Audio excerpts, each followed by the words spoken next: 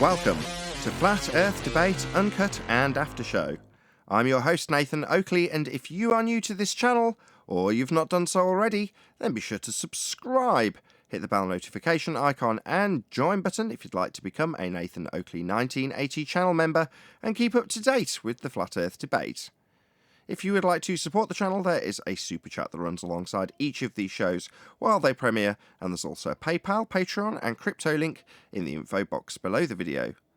Also below this video you can get £50 for swapping your UK electricity supplier to Octopus Energy, and this is a particular note if you drive an electric vehicle. Speaking of Patrons, I'm going to do a quick shout out to all of you who do support me on Patreon, so a massive shout out of thanks and appreciation to Bogey, Michael Kahn, Sarah Griffiths, Rob H, Ben White, Maximum Gravy, Austin Whitsitt, John Kays, Tommy Swagnuts, Patrick Gunnels, Banter, Will Brax, Mel B Styles, Troy Shuker, Bose Nail, Maris, Hairy Blade, Mobile Mac 777, Neo the One, Lost Cat FE, Rob W, Open Minded, Reese Pound, Del West Watson, Mike, Muted, Dick Earth Skeptic, Maria Neeland, Unbelievable Productions, Blue Ridge Ranger, The Real Gabster, Liam Nedrick Jr., Abraham Mohammed, Adrian Quintana, Skeptic936, Life is Short, theflatearthchannel.com, and David Wayne Foster. So another massive thank you to all of you for supporting me on Patreon. Now I will hand over to whoever is in Discord and Google so you can enjoy their conversation while I set up for today's live show. Down there too, believe it or not. Yeah, I doing, watched Nathan? quite a few documentaries on John Gotti.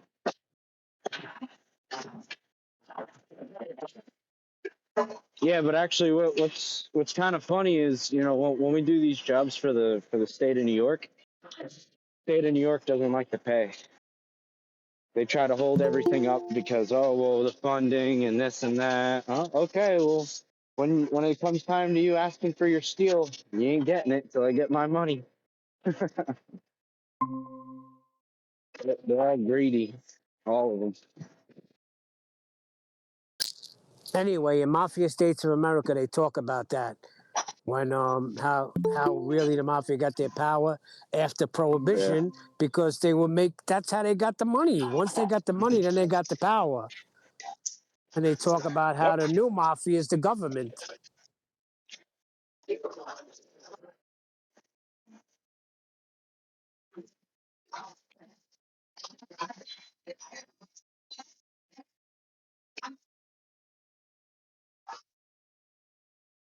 Hey, Nathan. Hello. Can you pop yourself on mute when you're not talking, Chaos? Thanks. Oh, me? I'm sorry. Mm-hmm. It's just easier to put my phone in my pocket because I'm not on PC right now. Fair enough, but thanks. Yeah, if you can.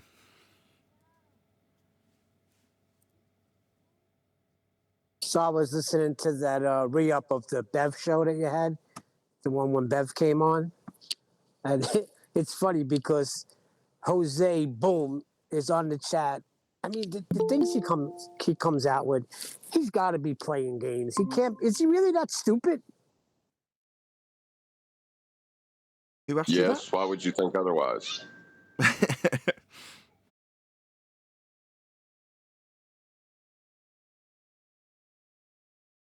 Nobody could be that dumb. No, he said refraction, and then he admitted he didn't know what refraction meant. Said the horizon was geometric, and then said he didn't know what geometric meant. Yeah, but then he said they're both geometric. And what did he say? They're both geometric and what? The moment he started claiming that the refracted horizon was also geometric, that demonstrated to me that he didn't understand what either word meant. So when he was asked what the words meant, and he said he didn't know, that was no surprise. Yeah, because you said it's bent. So it can't be geometric, right? Once you say it's refracted, then it's not geometric. Do I have that right? Precisely. Yeah, that's correct. You can't. Hello, everyone. Here, Nathan. You can't refract geometry, Neil. It's either I remember you said that. Yeah, it's either geometric or it's not. same way. It's either refracted or it's not. You know, it can't be both at the same time. But that's their whole thing, right? They stand on both sides always. We always say you're double speaking. It's a lot easier to double speak if you don't know what the words mean, Neil. That's correct. But even if you do, that's what they want. They want you trapped in this perpetual battle of cognition where you're holding contrary opinions or beliefs in certain regards. Well, this is one of those regards that you're holding simultaneously two beliefs in two things that aren't mutually compatible with one another. That would be a physical geometric horizon that blocks things into the distance. That would be Earth curve. And a refracted non-physical horizon. Well, you can't have both simultaneously. And when we point that out, regardless of your level of understanding, it's going to leave you in a cognitive battle where you're fighting to have two horizons, because one of them's Earth curve. It's just the one that we don't see is Earth curve.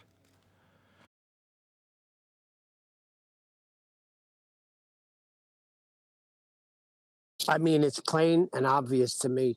So it's like I understand why they're there. They're religious zealots. It's got to be the reason. How can they not see reality for what it is? Yeah, actually, this morning I was in another flat Earth, globe Earth server, and I did the QE special with the 3 questions about the sextant and elevation angles on a curved adjacent. Give us some. Summarise them. Let's hear them in your mouth, from your mouth. Well, hang on, because it actually reverted to they didn't understand an elevation angle or a curved adjacent, so I had to give them the very definition of it. And once I did that, they didn't have any formal rebuttal at all. They had absolutely no clue. So they made up an image that I said that I sex children or sex kids or something like that. So they literally went to I got them so well, and any other aspect too, because there was more to the conversation, but they had to refer to complete bashing of me, on such a disgusting pedophile level. I reported the entire server and everybody that was in it. But you Even the recognise mod. that for what it is, though, right? Disgusting. You recognise Yeah, that for what it absolutely. really is. That's them Yeah, sharing their absolutely. pain with you. Yeah, they knew. That's They knew victory. I had them. So And that's what our opponents do on the globe side is disgusting. That's the kind of thing that Bev highlights on a daily basis. They get accused of child abuse for telling his kids that horizontal is flat and level, which it is. So wait, he gets accused of child abuse for teaching his children the truth. In Is that essence, correct? yeah, basically. Wow. Yeah, wow. That's what we have to deal with because we're considered stupid, and when we get the better of our opponents, they want to dox us, report us to the police, accuse us of child abuse, you name it. In this case, with Chaos, immediately descend into claiming that he's a pedo. That's what they do when they lose, because their religion is very dear to them. There's a carte blanche understanding on their side that they're always right, and when they're shown to be wrong, then they must attack because they've been wounded. So they lash out. That's what's happening. You wounded one of them, so that particular one that was very deeply wounded lashed out at you.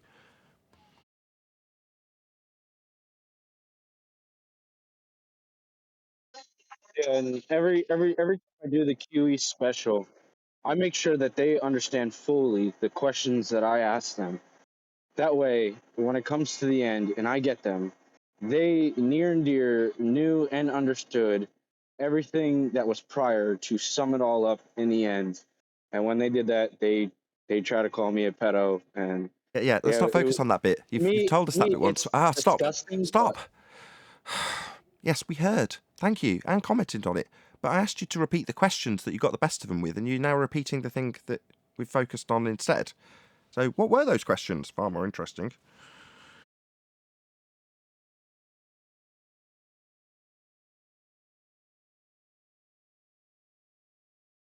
Nathan's saying It's it's the better to focus on the victory. It was the are sextants used by mariners to successfully navigate using the relationship between Earth's surface and a celestial object. The second one is are sextants used to obtain elevation angles from your position to the celestial objects. And the last one, can you obtain an elevation angle from a curved adjacent? Perfect. Thank you very much for doing that. By the way, I still haven't got a reply from Neil deGrasse Tyson yet, and I just gave him the last one. Which became a housekeeping question. Any evidence that you can have a curved adjacent when acquiring an elevation angle, right? A devastating housekeeping question. An end game housekeeping question. Again. I wouldn't say again, like the black swan isn't a flat Earth proof. I understand that. This might be the first like solid flat Earth proof that, you know, even a child could understand. No, I don't know about that. Yeah, it's kind of it's a little tricky. I agree with Bev with that. You can say a child couldn't get the basic principle that two straight lines make an angle. You could get that through to somebody of a very young age. But then in relation to acquiring parallel lines against the sky and measuring an elevation angle to a star, minusing off a 90 degree, all of those sorts of things I think are in advance of most normies, let alone children. Don't say 90.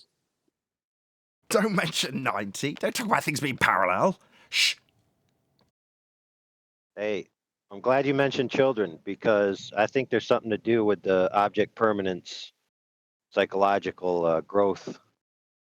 You know, it's like that same thing that Arwen said before, where he said they have a physical assumption bias. They look at something optical and they say, "Oh, it must be a physical object in a physical location." Well, that cognition occurs like between I think 2 and 5 years old. You know, the same thing that we talked about before with the trust paradigm. You know, where you trust your parents to tell you about your world, and you know they feed you the globe and they feed you Santa Claus, and then all of a sudden it's in your psychology on a very visceral level. Don't say that. Nathan brought his kids to see Santa. I mean Satan. So what? So what? I'm only breaking your chops. I eliminated Santa right from day one. Hold on, let me defend myself. What we actually did was went to Gulliver's World, and they had a Christmas special on. And part of the Christmas special was you got to walk around Winter Wonderland. No Santa. You're not allowed to go and sit on Santa's lap anymore. That's a thing of the past. Now, to be perfectly honest, I don't really care because where I lived many, many years ago in Stratford-upon-Avon, there was this little tiny shop that sold Harry Potter-esque stuff. And before they moved, they had a really, really excellent Santa. I mean, top quality Santa. You know, very, very funny, good with kids, gave you a nice present, etc., etc. Just a good Santa. And we took both our kids to see that Santa until he died, which was heartbreaking because it was a really good day out, you know, going to, I can't remember the name of the bloody shop now, but he was basically just the shop owner. And, you know, once a year he put on his Santa and Santa beard, and that was what he did. But after that, it was like the magic got lost in that regard. Now, I don't leave our kids with any illusions about what Santa is. You know, they know it's pretend, but they like to pretend that Santa's real. So there's a lot of fun to be had out of pretending Santa's real, which is what we do. Yep. Pretend Santa's real. And we talk about him coming down the chimney. We haven't even got a chimney. We're in an apartment or flat, if you're British, right? We haven't got a chimney. Yeah. But we still talk about imagining him coming down the chimney. Do you know what I mean? Right, but check this out. What if your kids... I didn't want to... Hold on 1 second. Kids who understand it's pretend tell another kid it's pretend, and that kid goes, no, it's not, because everybody believes it and they'd have to be in on it. And then they show you proof by showing you the NORAD tracker, which tracks Santa going around the world. They'd be like, look, there's government agency proving that Santa's flying around. Well, yeah, I was arguing about this the other day, I think, in here, and I was talking about the idea that the idea of Santa is is real, right? So that means Santa's real.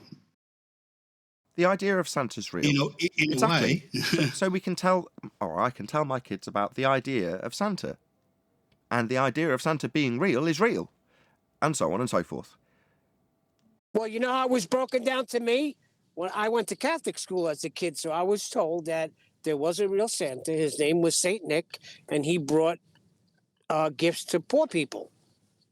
That's all. So he's not real now, but he was real then, and he was a real person. So, but I would not give and his any credit to somebody when I'm breaking my ass daily to buy these kids gifts. I am not putting some fat jolly red man on the freaking tag from mommy and daddy. Thank you. I thought the whole idea of Santa. I thought the whole idea of Santa was that you were being gifted for your behavior, and it was outside of, like an objective good thing. Brett, are you on the naughty Exactly. list? Are you on the naughty list or not? Just like fictional characters that we create in stories to tell a story or convey a theme or a message, they don't exist in real life. Right. But so as an idea, they serve a purpose. And then Freddy Krueger comes through your dreams and slices a big hole in your stomach. Night, night, children. It's only pretend. Yeah, I think the big difference in because I've heard the whole conspiracy behind the Santa thing is that the people that assert it to their children don't believe it. The pagan stuff was believed by the people that asserted it. So I think there's a huge difference when.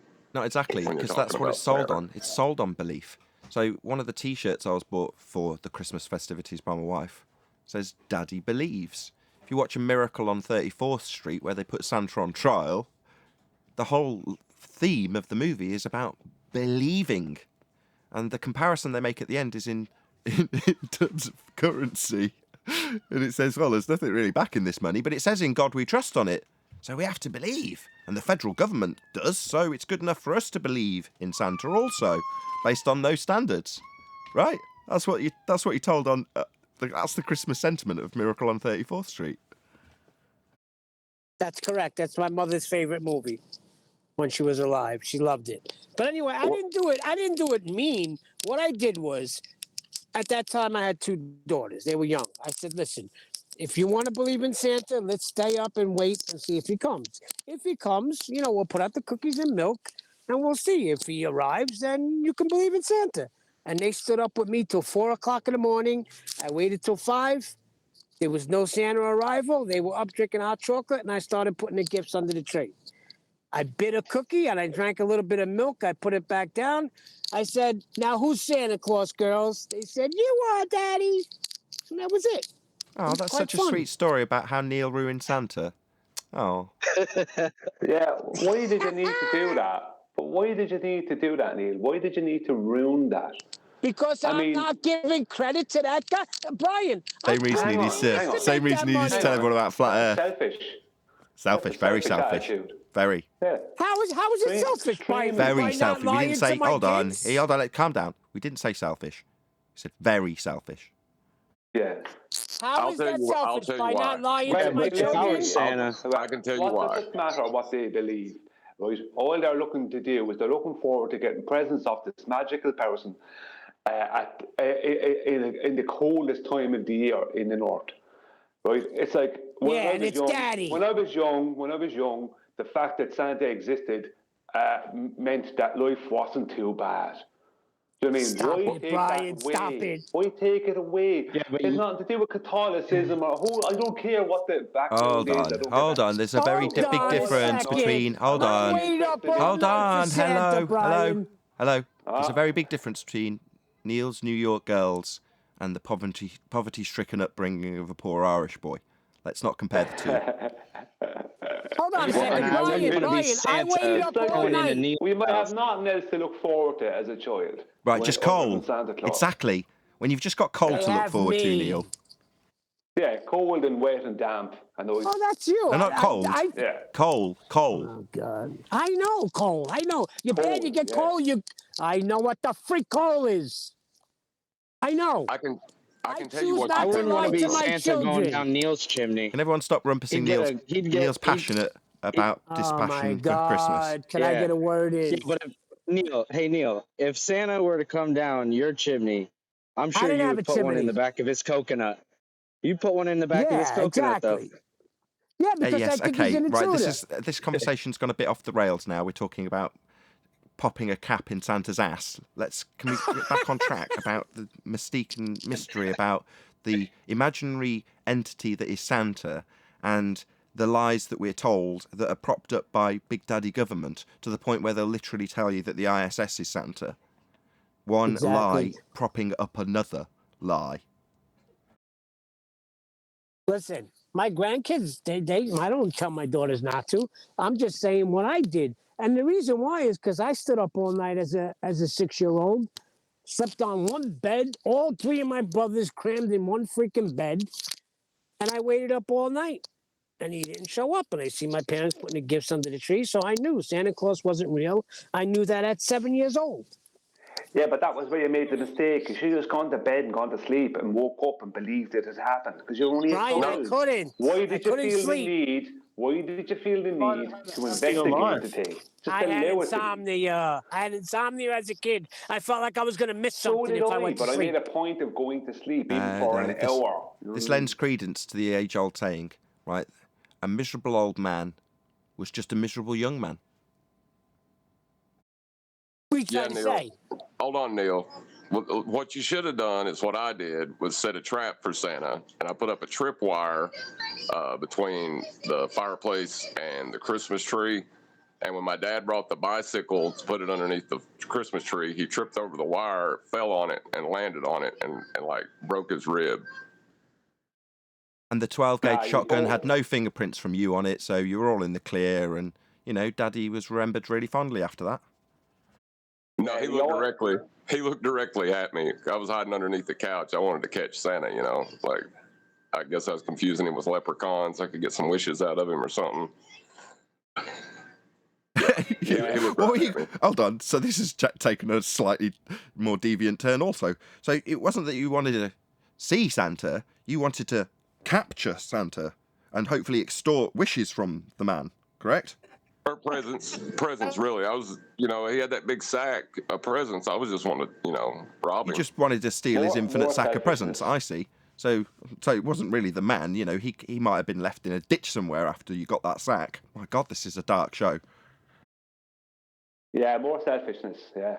Neil wanted to destroy the belief of Santa, and John wanted to just capture the man and extort stuff from him, regardless of all the other children that wouldn't have got their presents. It beats chaos. He wanted to put a bullet in the back of his head. Yeah, it's terrible. Santa always came, right? Now, obviously, past a certain age, he didn't come. But he always came to me because I always left out the right thing. That was whiskey. He came every time. Whiskey was drank. Yeah. He always came because you had the right drink for him. Oh, I'll definitely give Brian a present. No matter how naughty he's been, he leaves me whiskey. He drank so much one night that he forgot to put out the presents.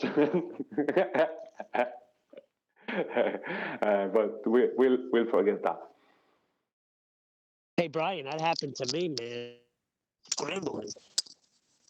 I had to get them gifts out. Yeah. Santa drank too much whiskey one night and ended up asleep. Never put out the presents. That was the end of that. But before that, for the years before that, when I was cognizant, from about 2 to about 8 or 9 or whatever it was, Santa came every year.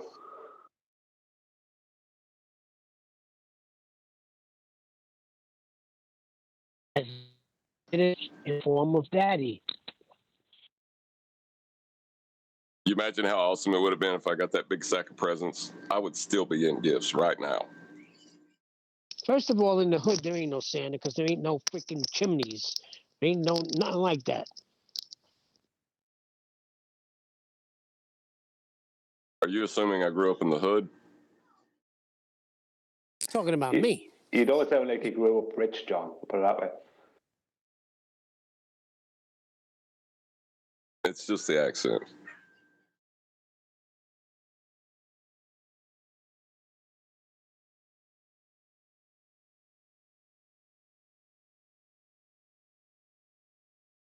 Is Nathan starting the show, or is everybody No. disgusted? I was just about to ask. I've got a couple of minutes yet, so we all suitably warmed up for the live show. I hope so. Yeah, I'm thoroughly disgusted with my behavior. I'm ready. It's all right. It's all in the pre-show. Exactly.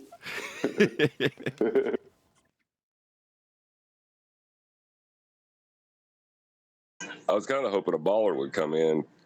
I've been listening to some of the Flat Earth servers yesterday in particular, and I think if the ballers stop interacting with Flat Earthers, Flat Earth will tear itself apart. That's what they're hoping for. I was just about to hit the live button. Their mentality is, if we just ignore them, stick our head in the sand, they'll just go away. The anti-Flat Earthers think that, we just don't go near them, and then they've got nothing to feed on. It's like, it's not symbiotic in that way. You know, I didn't come to the subject hoping there'd be an opponent to keep the ball rolling.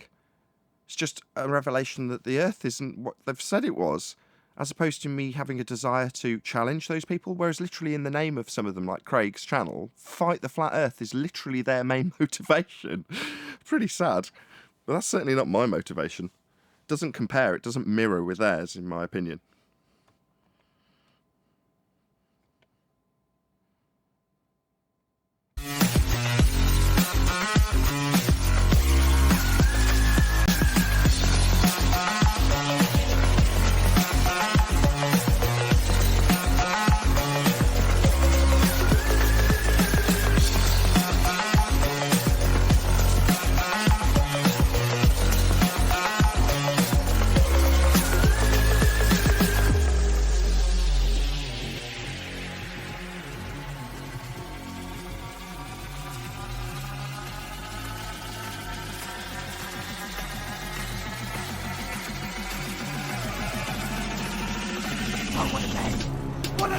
Welcome to Flat Earth Debate Live.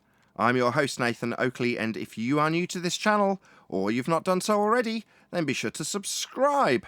Hit the bell notification icon and join button if you'd like to become a Nathan Oakley 1980 channel member and keep up to date with the Flat Earth debate. If you would like to support the channel, there is a super chat that runs alongside each of these shows while they are live, and there's also a PayPal, Patreon and crypto link in the info box below the video. Also below this video, you can get £50 for swapping your UK electricity supplier to Octopus Energy, and this is a particular note if you drive an electric vehicle.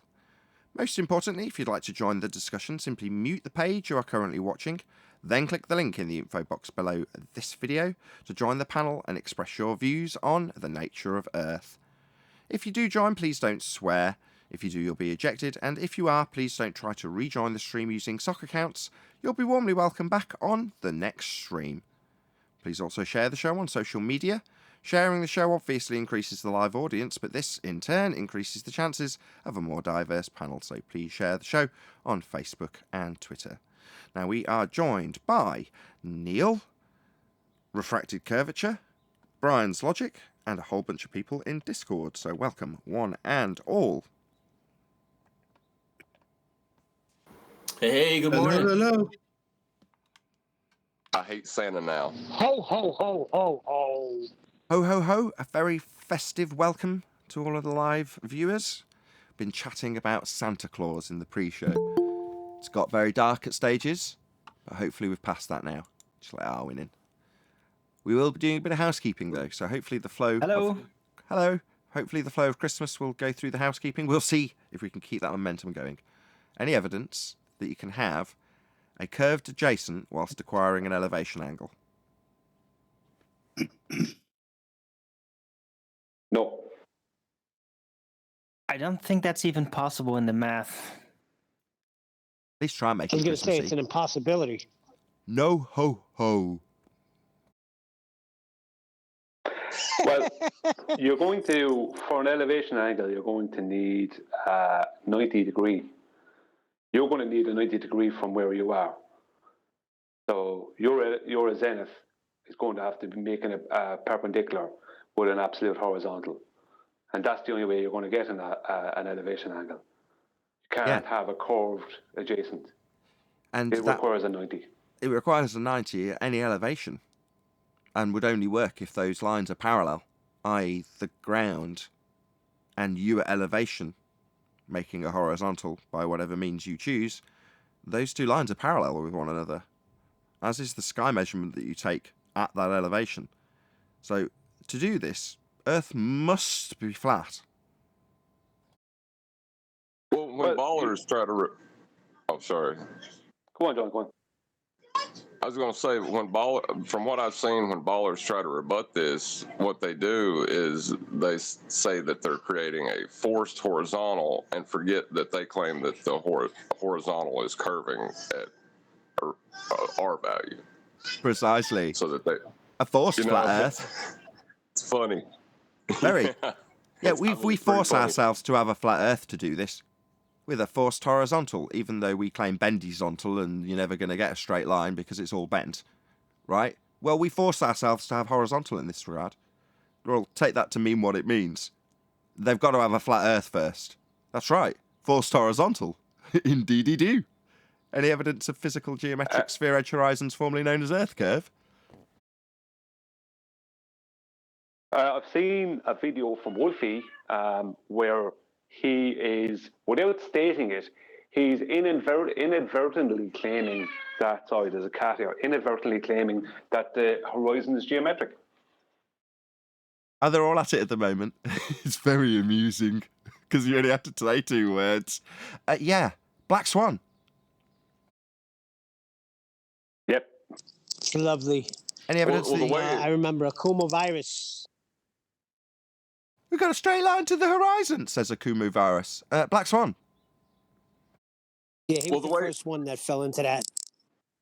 Yeah, the way I remember, it's hard to remember from when I was a baller. It's not been that long ago, but the way I remember it is, because Akuma virus brought it up about extrinsic and intrinsic lines. The dip angle was always supposed to be 2 extrinsic lines to an intrinsic curve, which would be a straight line on a ball, right? So when they responded to the Black Swan with, oh no, it's refracted, so now that's an intrinsic line. So, it just, everything just keeps falling apart from that, because that was the only positive claim they had, and everything was tied to that claimed measurement. And it's destructive if you believe you're on a ball. Absolutely. Black Swan is the basis of the destruction of the claim in the first instance. But there is no claim in the first instance when you're measuring an angle. You've got to have a flat baseline. So the claim in the first instance in this regard is flat Earth. You've got to have it. You've got to have parallel lines. You've got to have 90 degrees. All of these things require flat plane. And you can't measure an angle from a curved adjacent. So when they say, okay, well, we'll just force a horizontal. No, you won't. Black Swan.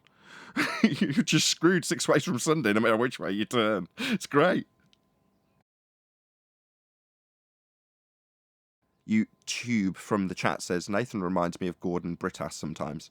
Gordon Brittas was played by Chris Barry, who also did a lot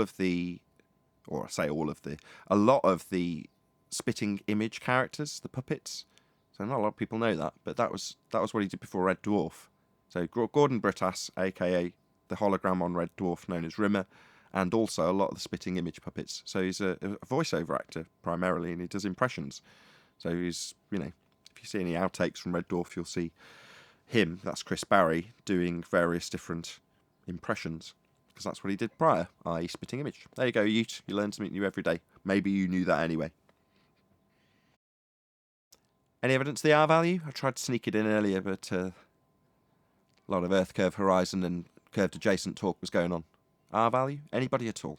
Feel free to join in Discord. This is your moment. It's utilized in the math, but, Oh, you wanted proof for that? No, Yeah, that's difficult. proof is the wrong word. A measurement of the presupposed spherical Earth, i.e. the R value being measured. Well, in the video I watched earlier, put out by Wolfie a few weeks ago, because I went to his channel to watch a different video, and I never even got to that because this one got in the way. He talked about how they have formulas, how they have equations, how they have calculations, everything, but the word measurement, not once, right, did he show, right, how there's any measurement at all for this R value. He's showing how the airline industries use an R value that is purely a calculation, purely a formula, purely an equation. You know, it's the whole of the airline industry. This is why he always asks people to make a flight chart that's not based on the globe, because all of their flight stuff, even through the software, it's all calculated with adding in the R value. It's just equations, calculations, formulas, nothing. Any evidence of a self-perpetuating molten iron core at the centre of a presupposed spherical Earth? The actual best evidence that exists is what people used to have on their bicycles called a dynamo, where the wheel turns another wheel, which creates a magnetic field, which then in turn creates electricity and lights up a light on the back of the bike. This is before they had LEDs and stuff. This is older times. But when I say that's the best evidence, that's literally the best evidence, because what they're claiming is a reverse dynamo in the center of their globe, where electricity just happens and creates a magnetic field, as opposed to the other way around, that happens every other time ever. All right. Well, isn't it the movement of the nonsense? Well, like electricity is created when a conductor moves through a magnetic field, right?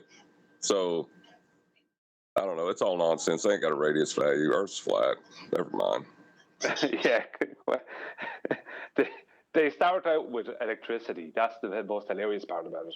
The electricity just comes from nowhere, basically. They don't give any specific source for the electricity. They come up with some nonsense.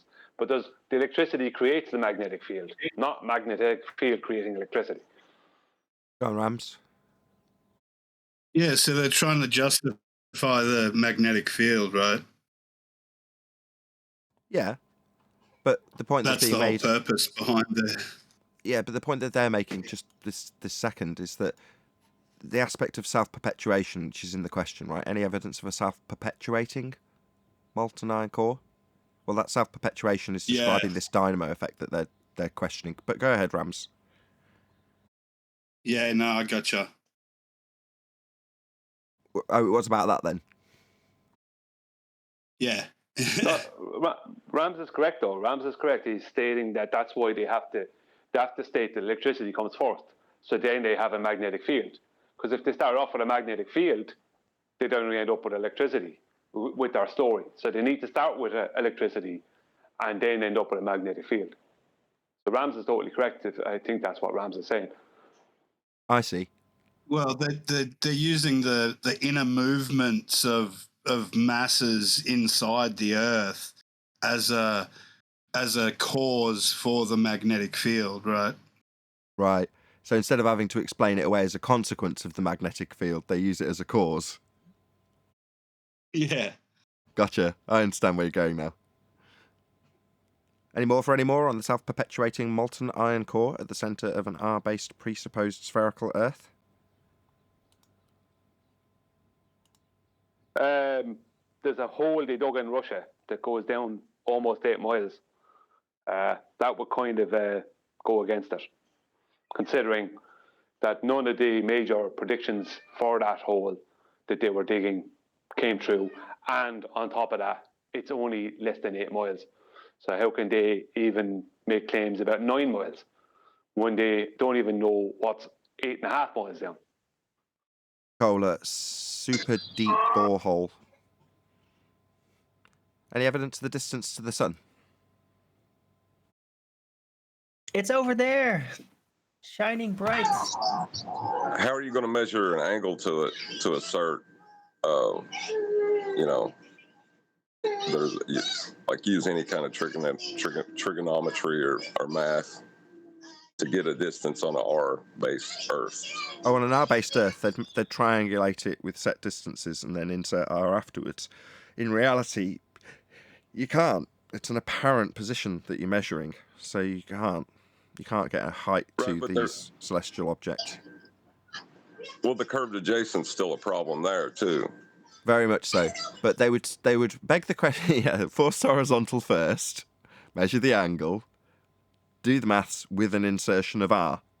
Just go and check out Red Rhetoric's video. Or Smokescreen Design's debunking of Red Rhetoric's address to Jeranism in this regard.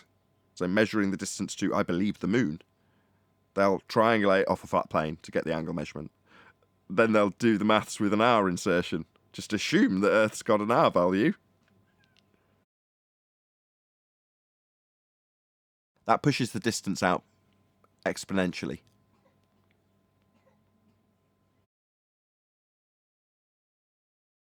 Adding R, that is. Any scientific evidence of gravity?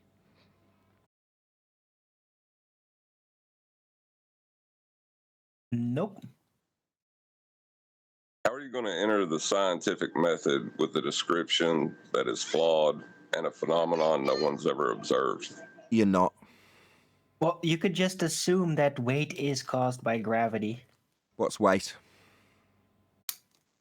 Relative density, disequilibrium, pressure, force in a medium of air. But you've fully summarised it without the need for gravity, and you didn't even put the word in. Useless anti-baller, anti-flat earther.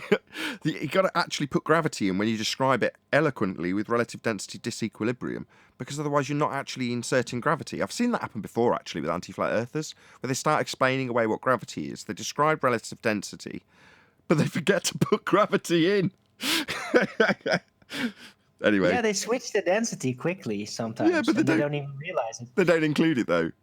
Anyway, shout out to Sensual Goat, who says, I visited the anti-flat earth market yesterday. It's a good place. And it was dreadful. Oh, dear. Nobody could agree on what they were selling, and nothing was where it was supposed to be.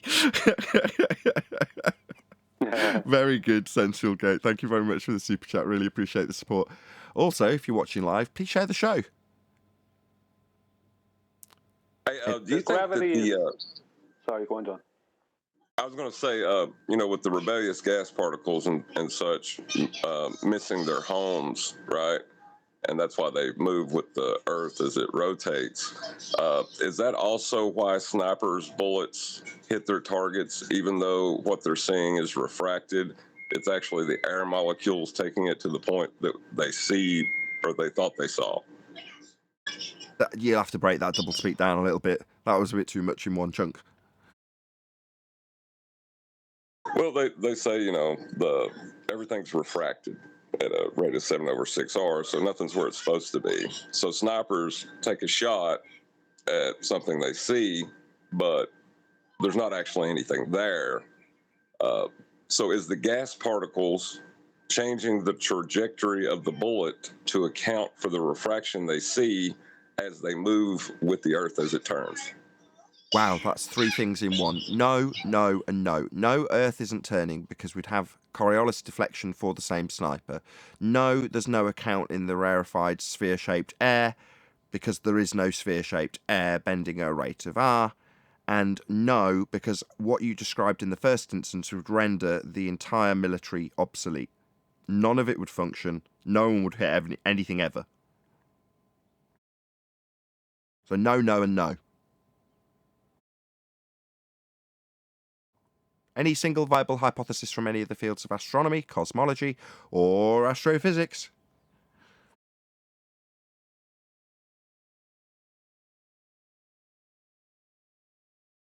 You're keen. Discord's keen. Hear that? Rumpusing, fighting each other to give us that viable hypothesis. I can't find one.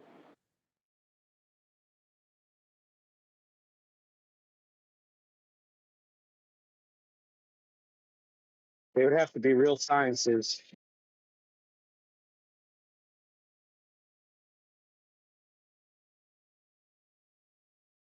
There was at least one person on mute in Discord, so They might say the Big Bang Theory. it's not a theory.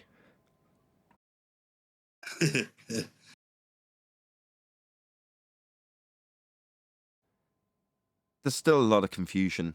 I'm almost tempted to ask QE to do a special on Ballbusters about science. Because in spite of the fact that we've just spent the last 6 episodes or so covering science, I still see people with a misapprehension about what science is and throwing science under the bus. Like science has lied to us. So they allow the reification of science into some physical entity or body of people or peer review or whatever they think science is, and then throw that which they think is science under the bus like it's lied to them. And it frustrates me greatly, because that understanding, which obviously isn't there in this instance, would better the person's ability to fight the globe lie by seeing how science has been hijacked. In other words, one word substituted in this example that I'm giving of a non-person, because there isn't one specific individual I'm talking about, is to say pseudoscience rather than science. Pseudoscience has lied to us. And then when somebody questions it, well, what do you mean by that? Well, when somebody claims they've got science and they haven't put what they've claimed through the scientific method, that ultimately becomes pseudoscience by default, because it's not science. But they're claiming it to be. They're saying science. Therefore, they need an application of the scientific method with a valid hypothesis having been put through hypothesis actualization. That's an experiment with a result at the end that validates or invalidates the hypothesis. That would be to say confirms the null or confirms the alternative. Now, if that hasn't been done and it's claimed to be science, it's pseudoscience. But because it's called science so often, people will throw that under the bus and say science has lied to me because some astrophysicist has told them that there's dark matter or something like that. Also, so many people believe the word science to basically mean to study, you know, colloquial definition. Most people believe that that is the only definition, and that this scientific method that we talk about is is our own idea. It's an etymological fallacy. So to say that science means what the etymology of science means, scientia, however you say it, that is an etymological error, because it doesn't mean the same as the etymology. That's just where it's derived from. Now, when talking in current context about science, that's physics. That's the study of the physical and natural world. So science is a method. Now, that method isn't peer review, it isn't consensus, it isn't man in white coat telling you what he knows. It's a method that has an empirical outcome. It always was. That's what it is. And to claim that, well, to acquire knowledge is science, no, it isn't. That's an etymological fallacy. I would be interested. Go on. I was just going to say I would be interested. Go on, John. I heard you I was first, then Brian. I was going to say I would just be interested to hear any other method that would give an empirical outcome. And if there is one, it would be great if they would just bring this, new method out so that we could, like put it to the test. Like they're claiming there's an infinite number of them or whatever. So it's got to be easy. All they got to do is produce one that's empirical. And then we could judge that one on its merits. Be restricted to empiricism? Yeah, that dusty old empiricism. No, we've evolved beyond that, says M. Scott Veach. Right. But no, what I'm saying is if there is another method to reach an empirical outcome, I wouldn't be opposed to it. It would just have to, logically stand as such. Right. You couldn't use inference or not inference. You couldn't use deduction or induction. You'd have to, invent a new form of reasoning.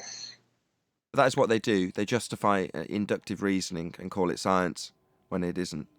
So, yeah, you just have to know what science is to spot what it isn't. And once you know what it isn't and people start claiming it, you can call them out on it and say, well, what was the phenomena being studied? What was the presumed cause of the phenomena you were studying? What was the experiment that was done to validate that as the cause and invalidate the null? What was done? And they won't have anything, because half the time they don't themselves know what they're claiming. But at a base level, somewhere deep down in their mind, they know that science is empirical because we were all taught it as such. That's why the magic trick works. If we weren't taught that science is an empirical method of establishing cause, by way of the scientific method at an early age, which we all were, when they say science says, you wouldn't think, oh, well, that means it's proven then. The magic trick wouldn't work unless we knew it was empirical, and we do. We were taught it at school, all of us in the Western world. Anybody with a heliocentric Western worldview was taught at school the empirical method of science. That's how the magic trick works. It wouldn't if you weren't. Jangle those keys through me, Neil. It's just perfect. Oh, I'm sorry. You know why? Because I got disconnected. And then when I reconnect, I got to remember to go on mute. That's a lovely story. Thank you. Can you regale us with it again? Yeah, I mean, Well, I if just gotta science make an was only excuse. based on observation, then yeah, sure, then they would be semi-right. But it's not only based on observation, so they are completely wrong. Right. That's got a name as well. Well, that's why they. That's a fallacy too. Go on. Sorry. I pointed out to someone recently. They're right. They're wrong.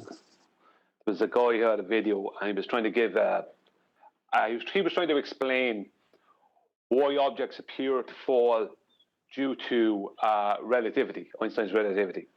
And he said, look, he gave the disclaimer, look, that when he got to the part of him giving his description, that people could go against it, like it, dislike it. He said, this is just his way of explaining it, right? And he went through a whole thing of how he describes how space-time acts and mass, these masses, whatever they are warping space-time. And there was a lot of stuff went on in that. And not to be nasty to him, because he was just a baller. He wasn't a flat earther. He never would have come across us. I said, look, you put a lot of work into this. And he did. So I said, I'm not going to attack you on every point in it. But I will point out one thing, and that is helium balloon debunks everything you're saying there. Because there is no Earth rising up to the helium balloon. There is also no space-time effects taking place, acting on this helium balloon. So the whole lot is out the window. Now, he never gave me a reply, because how do you reply to that? Like, not only does a helium balloon debunk the previous claimed force of gravity, but it debunks Einstein's relativity. It's such a simple, it's so obvious, but they get lost in mathematics and mathematical descriptions, forgetting that all they have is a description. It's just different descriptions. And they're not describing it correctly, so it's easily torn apart by helium balloons. Any evidence of axial rotation of the Earth-based variety?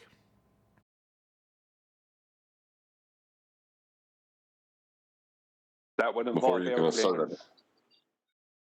I would say that would involve airplanes having shorter flight routes when they're flying east to west. Before you can assert any kind of axial rotation or anything like that, you would probably need a radius value.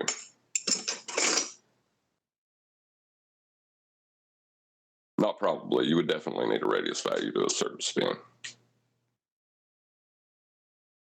Covered radius. Any evidence that you can have gas pressure without the necessary antecedent of a container to press upon? That's just a hard no right there now.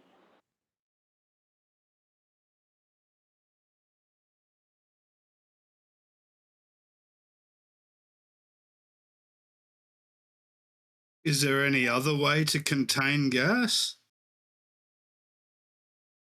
Exactly, Rams. It's an antecedent-consequent relationship.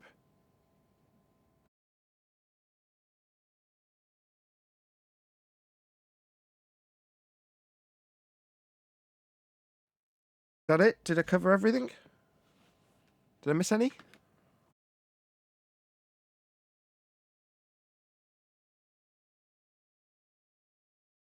I don't think so. Woohoo! I think that concludes the housekeeping. Brilliant stuff. Thank you very much. So now we can get back to talking about Santa Claus and how right or wrong it is to indoctrinate our children with the fun-loving fat man that is known as Santa.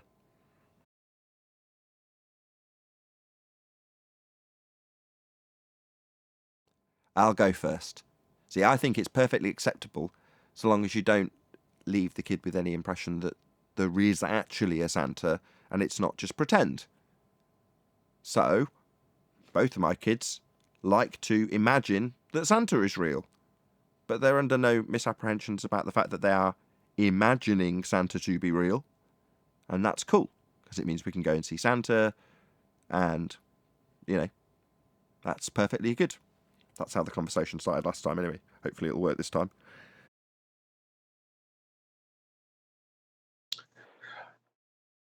I'd rather talk about. Go on, Come John. on, Brian. I'm just saying I'd rather talk about other things, not Santa. Well, I was gonna link it back into the ISS, which about this time of year, certainly in years gone by, the International Space Station has been labelled as being worthy of watching simply because it's claimed to be Santa Claus. So the children are beckoned outdoors to watch the light in the sky traverse their field of view under the misapprehension that it's Santa Claus. Now, I vaguely remember a piece in a cartoon, I think it was Family Guy or something similar, and he's watching Oprah or something similar, and there's a guy and a woman on stage sat across from each other on the big chairs like they are, and the guy confesses to the woman that actually he's not a man at all, he's a woman, and he pulls off this face mask and he's a woman, and the woman's like, oh my God, and he goes, well, actually I've got another confession, I'm not actually a woman at all, I'm a horse. And pulls off the mask and it's a horse underneath, and the woman's like, oh my God, I can't quite believe it, and she says, well, actually I've got another confession, I'm not really a horse at all, I'm a broom. And pulls off the horse mask, and suddenly the person turns into a broom, right? And the woman's shocked and amazed. You think, well, it's a similar deal when you're telling the kids that the ISS is Santa and his sleigh, right? So if you're telling them a lie about a light in the sky being Santa, and then eventually you tell them a different lie that it's a piece of tin flying through a sky vacuum, what's the next lie that they'll tell you about it when you find out that's a lie?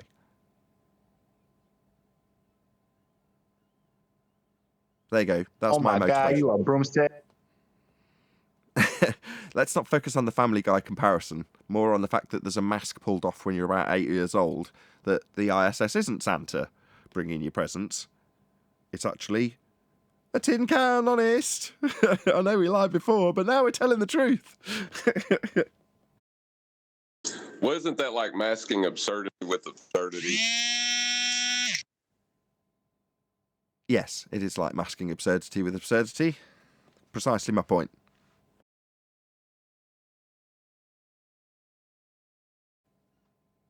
It also shows you what happens when you deal with liars. So the TV tells you, as a kid, go outside, you'll see Santa going across the sky. He's going across the sky, and he's going across it in an arc because it's a sphere. Yeah, because they'll be telling you that at that age, so I'm more than happy to incorporate that into the lie at this stage. But then you find out later on, that was a complete lie. So you go, well, what is that light in the sky then, person who told me it was Santa on the news? Well, it's this tin can we've launched. Honest. So once you find out that you're dealing with a liar, in my opinion, there's only one way to deal with that type of person. That's you turn your back on them. Yeah, because all they will give you is more lies. Were you told that Santa was real when you were a kid, Nathan? I can't really remember. I'd have to ask my folks what they told me. Right. Yeah, I wasn't. I was different because I was in a Christian church environment, and since I got memories, we got gift for Christmas, but there was no Santa.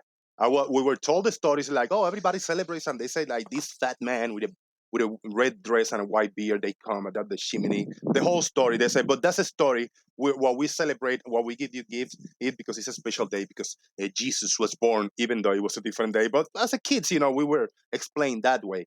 He said like, so celebrate, so don't. The other kids, they don't know that Santa is not real.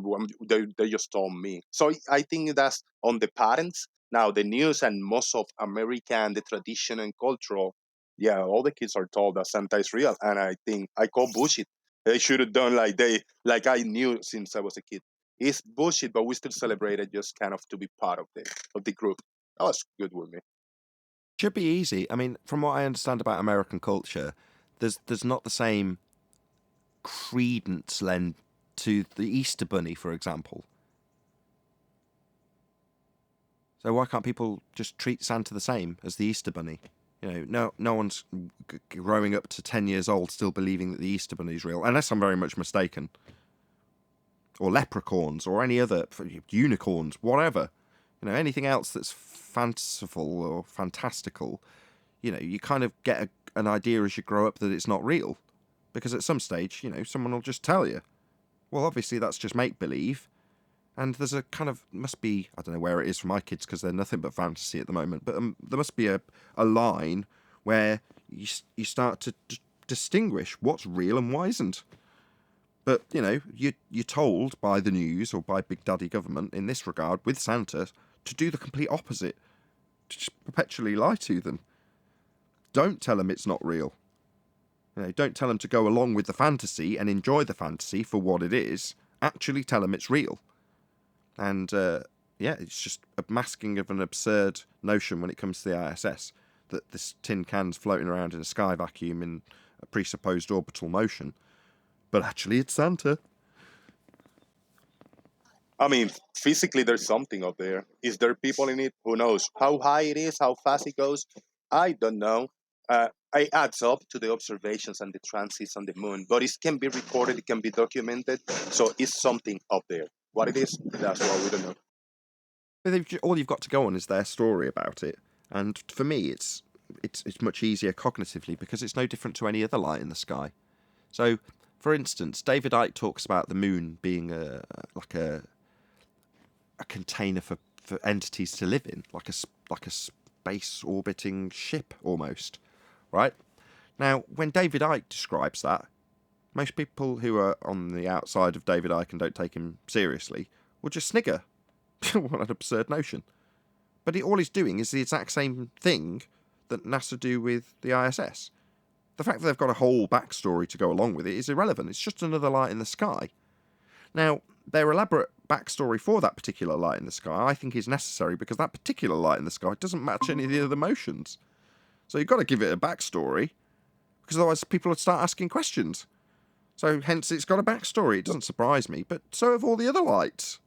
Equally as absurd. But this light in the sky was start being seen in the mid 80s, late 80s when it started getting launched up there. That's when that light in the sky started to be observed, when it started getting launched up the space. So yeah, I'm going to have a hot mic for a few minutes. I don't know if that's true. So, some of the symbology from the Masonic lodges shows that they've got that shape, the basic shape of the ISS, on their hats. And you're like, what is it with this weird double cross with extra edges on it that they've got on their hats? Why would they have that? Now, I don't know about Masonic Freemasonry, but I know when I see an image, I'm like, that reminds me of the ISS. Now, for all I know, consumer level optics improved in the 80s to the point where people could start seeing this stuff where they couldn't before. And then it needs a justification. Whereas up until then, maybe they're studying it, but no one's aware of it. No one's looking at it and tracking it. So, who cares? Now, I've said this before. Back in the day, my folks lived in a part of the country that had the least light pollution in the whole country. So they had a hot tub, you could turn all the lights off and just watch the sky. And over time, your eyes would adjust and you'd see more and more and more. It would seem deeper and deeper, like you were looking, I'm going to use these words, deeper into space. Yeah?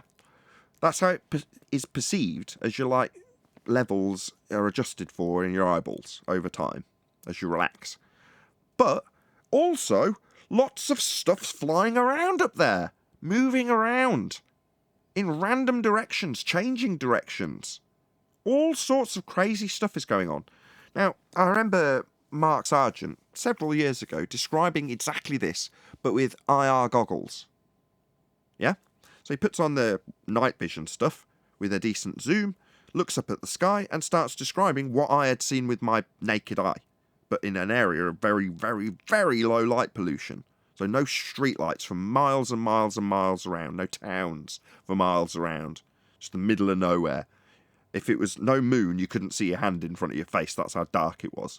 But that meant that you got an exceptionally good view of the night sky. And as I say, all sorts of stuff's going on up there. But most people just don't notice. And if they do, they don't care. They don't give it a second thought. They might go, I wonder what that is, and then get on with their day.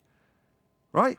Now, for the ISS, it's a different story. It's fairly intense light, and it's cyclical and regular. Well, that's the kind of thing that people will definitely notice after a time, and they'll start asking questions if there isn't a pre-packaged explanation. Most of heliocentrism's only designed so we haven't got any questions to ask anymore. It's all been answered already. Here's a nice pre-packaged answer for you in the heliocentric model. It's very eloquent, pretty much works. On you go with your day. Don't ask questions. Well, the same is said for the ISS, in my opinion. It's just another light in the sky, but if you haven't got a prerequisite understanding that you've got a heliocentric world and orbital motion, if you haven't got that, it's suddenly not a problem. It's just an unexplained light in the sky, like lots of other lights in the sky that I could say are unexplained in terms of what I've seen them do. Is there a light? Can light have a shape like the ISS does? That light has got a shape. Light in the sky. Well, it has, hasn't it? If you've seen reasonably good imagery of it, you can see that it's got a kind of discernible shape.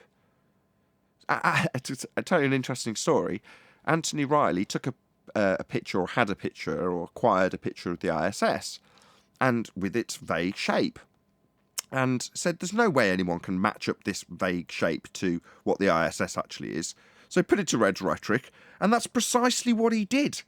He said, at this angle, this is what the ISS would be doing to give you that kind of blurred image, and it matched. You're like, yeah. When he told me, I was like, yeah, shocking. Of course, that's the whole point. It's to justify the light. So not matching would be the worst possible scenario. So they've got to have it matching. But, you know, like I say, that vague blur of a light to Anthony was like, oh, well, that'll never match up with what the ISS is claimed to look like. Well, yeah, it will. But does that make it the tin can they claim the ISS is? No, absolutely not. Why? Well, because it's claimed to be orbiting. I can debunk that. It's claimed to be in a sky vacuum. I can debunk that. So it isn't orbiting in a sky vacuum. That's what they claim the tin can that the ISS is. So it isn't. Simple. That's correct, Nathan. But he didn't even try. Last point. He didn't even try to match, to tweak and manipulate his zoom in and focal length and none of that to get the image to look like what we are told the ISS is, because lots of random people take footage and videos, not being photographers and experts. They just take a quick video, zoom in, and oh, there it is, the ISS, and it looks like we are told it looks. And you don't have to tweak it to make it look like the ISS. That's fine if you ignore what I've just said, which is to say what we are told is it's got a certain shape that you're saying matches. We're also told it has orbital motion and is in a sky vacuum. So no, what they say it is isn't what it is. Yeah, he missed all that, Nathan. Well, in astrology and astronomy, but astrology more so, because it's, in my opinion, more precise than astronomy, there is things that turn up in the sky every 70, 120 years, all this kind of stuff. There's things that just turn up, they're on cycles. And they could be there for a while and then they disappear. There's all kinds of mad stuff in astrology. So if you know astrology well enough, you will know that there's things that turn up in the sky that may not have been seen in the sky for 60 years. So I don't know what the hell the thing is. I've personally not seen it. I know other people have seen it. I've personally not seen it. But I don't know what the rest of the lights are either. Yeah, I've seen it. It's just a light. It's exactly as you'd expect it to be. So there's nothing special about seeing it, in my opinion. It's comparable to any other light in the sky that has a really weird shape if you zoom in on it. So do a lot of the stars. And I'm not talking about people who don't know how to operate their cameras either. Well, even if it was a man-made thing, like even if we allow that question to ride, it's still not orbiting without a radius value to Earth. Exactly. And that has been debunked. Exactly. So it could be man-made. Who cares? It's not what they say it is. Exactly.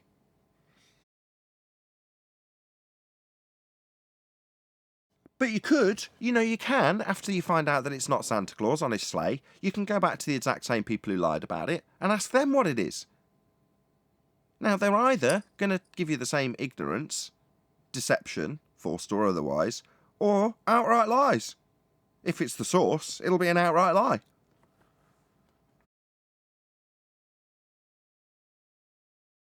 There, my opinion, once you find out that these people are lying about certain things, don't ask them anymore. They don't know, otherwise they'd tell you, or if they do know and they're not telling you, they're never going to. And they've had to, or they've saw fit to, lie for whatever reasons that they find fit. They're never going to tell you those either. Probably not even under duress. So, why bother appealing to them? All right, well, I know it's not in a sky vacuum, so what is it? Go on, spill the beans. You know what they'll give you? They'll give you another lie. If you're appealing to them, they know you've already lost because you're already appealing to them. Isn't there the moment where we, the people interested in the topic, need to jump in and say, all right, I'm not going to believe anything that they tell me. They tell me it's this high, this fast, and there's people in it.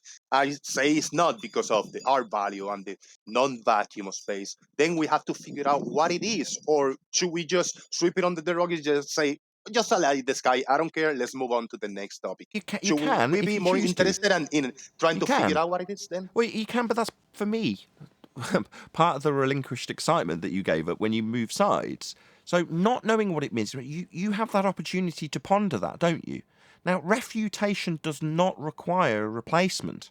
So to refute that it's in a sky vacuum doesn't mean I've got to explain what it is. That's not required. But you can then ponder it. But that's the fun on it, trying to figure it out and come up with ideas on what it is. But you can only do that if you understand implicitly that it isn't what they're telling you. Because if it is, then you don't need to ponder it, do you? But if it isn't, then you can, if you choose to, ponder that question. A reason I highlight that is because I say ponder that question if you choose to, as opposed to satisfy the demand of an opponent who says, well, you must tell me what it is. No, I don't have to do that. I can just debunk what you think it is and then walk away laughing. And knowing that it's joyful to say, I don't know what it is, but I might be the one to find out. How exciting. Have you come up with anybody trying to find out what it is? Or just saying, I know that is not, and I'm going to laugh at you? Are we finding people that tell us then what it is? Or you're just in the first step of denying what it is and moving on?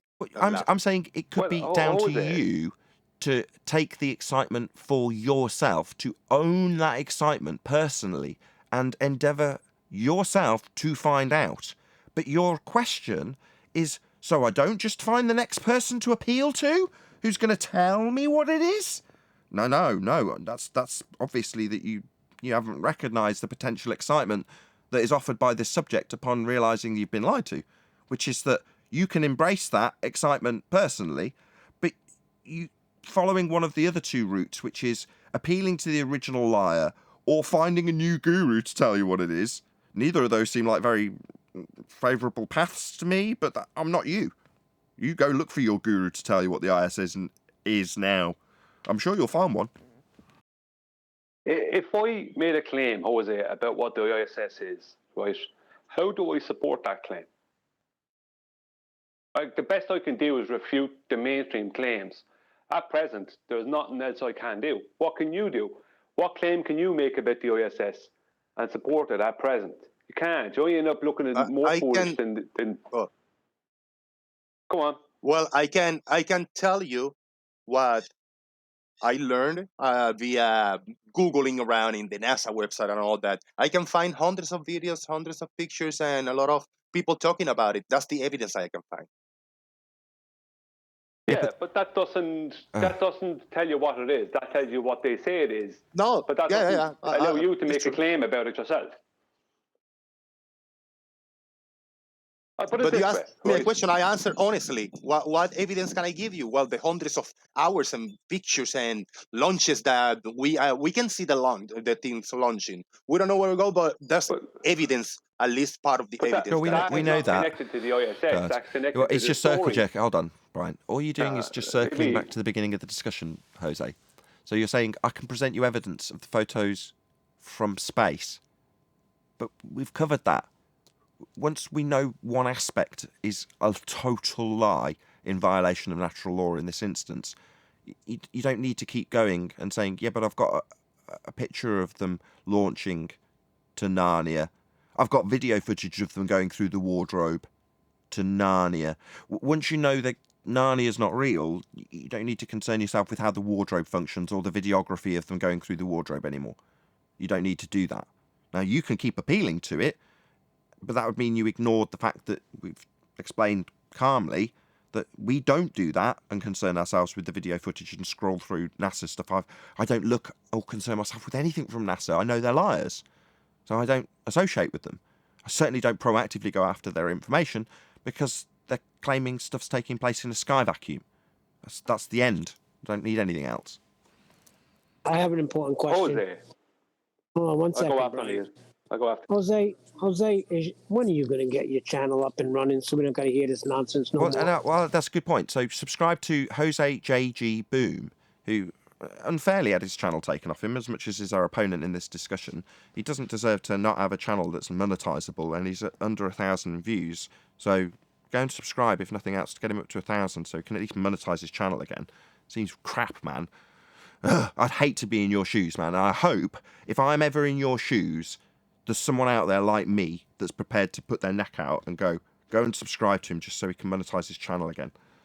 I hope people do the same for me. If it ever happens to me, Jose, I really hope I get the same as you're getting from me. I hope someone pays it forward. And I am here now because this being a new account and it's kind of a clean slate for me. And I've kind of told you, like, hey, it's a clean slate. My previous accounts were banned and I couldn't join and none of that shit. But that's chapter moved. We're in a new chapter. So this is I keep being me, trolling responsibly and doing my thing. But I'll try to lower down a couple notches, try to keep it in the down low so I can participate every once in a while. No, not at all. You be you, man. Don't change. You won't. Nobody does. But I appreciate the sentiment. But no, you be you. I'm just trying to be a little more mellow because last time I got myself banned. Like I pushed it a little too far. No. So I'm trying to control That's not what got you myself. banned.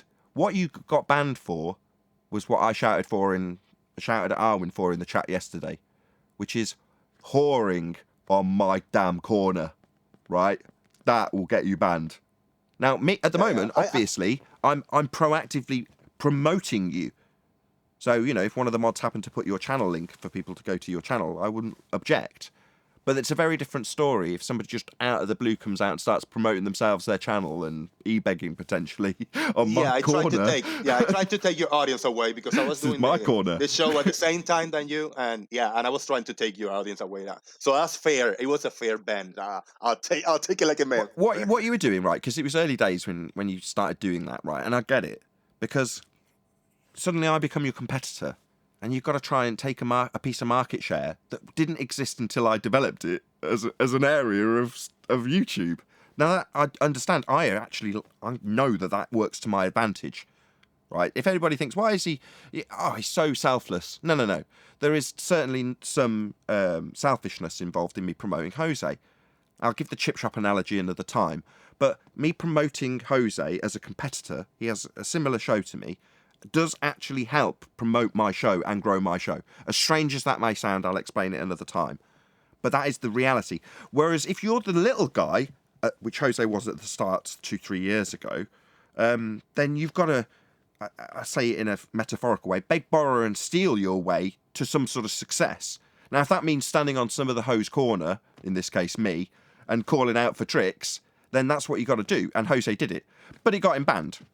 So that's just how it is. In other words, if you're doing that as the metaphorical equivalent of the prostitution scenario I'm giving, you get your eyes clawed out.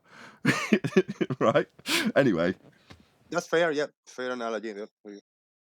Anyway, yeah, subscribe to Jose JG Boom. So it'd be nice to see you getting to 1,000 subscribers again, because despite the fact you had to beg, borrow, and steal your way up there in the first place, you did actually do it, and it takes a lot of effort to do that. As much as some of it. There was a point we were neck to neck. I mean, I was having a really big and great audience, and the people that was used to come to your channel back in the day, they started going to my channel, and then we also had Riley and the people that was participants here, Riley and Arwin. We had a big group. It was really fun.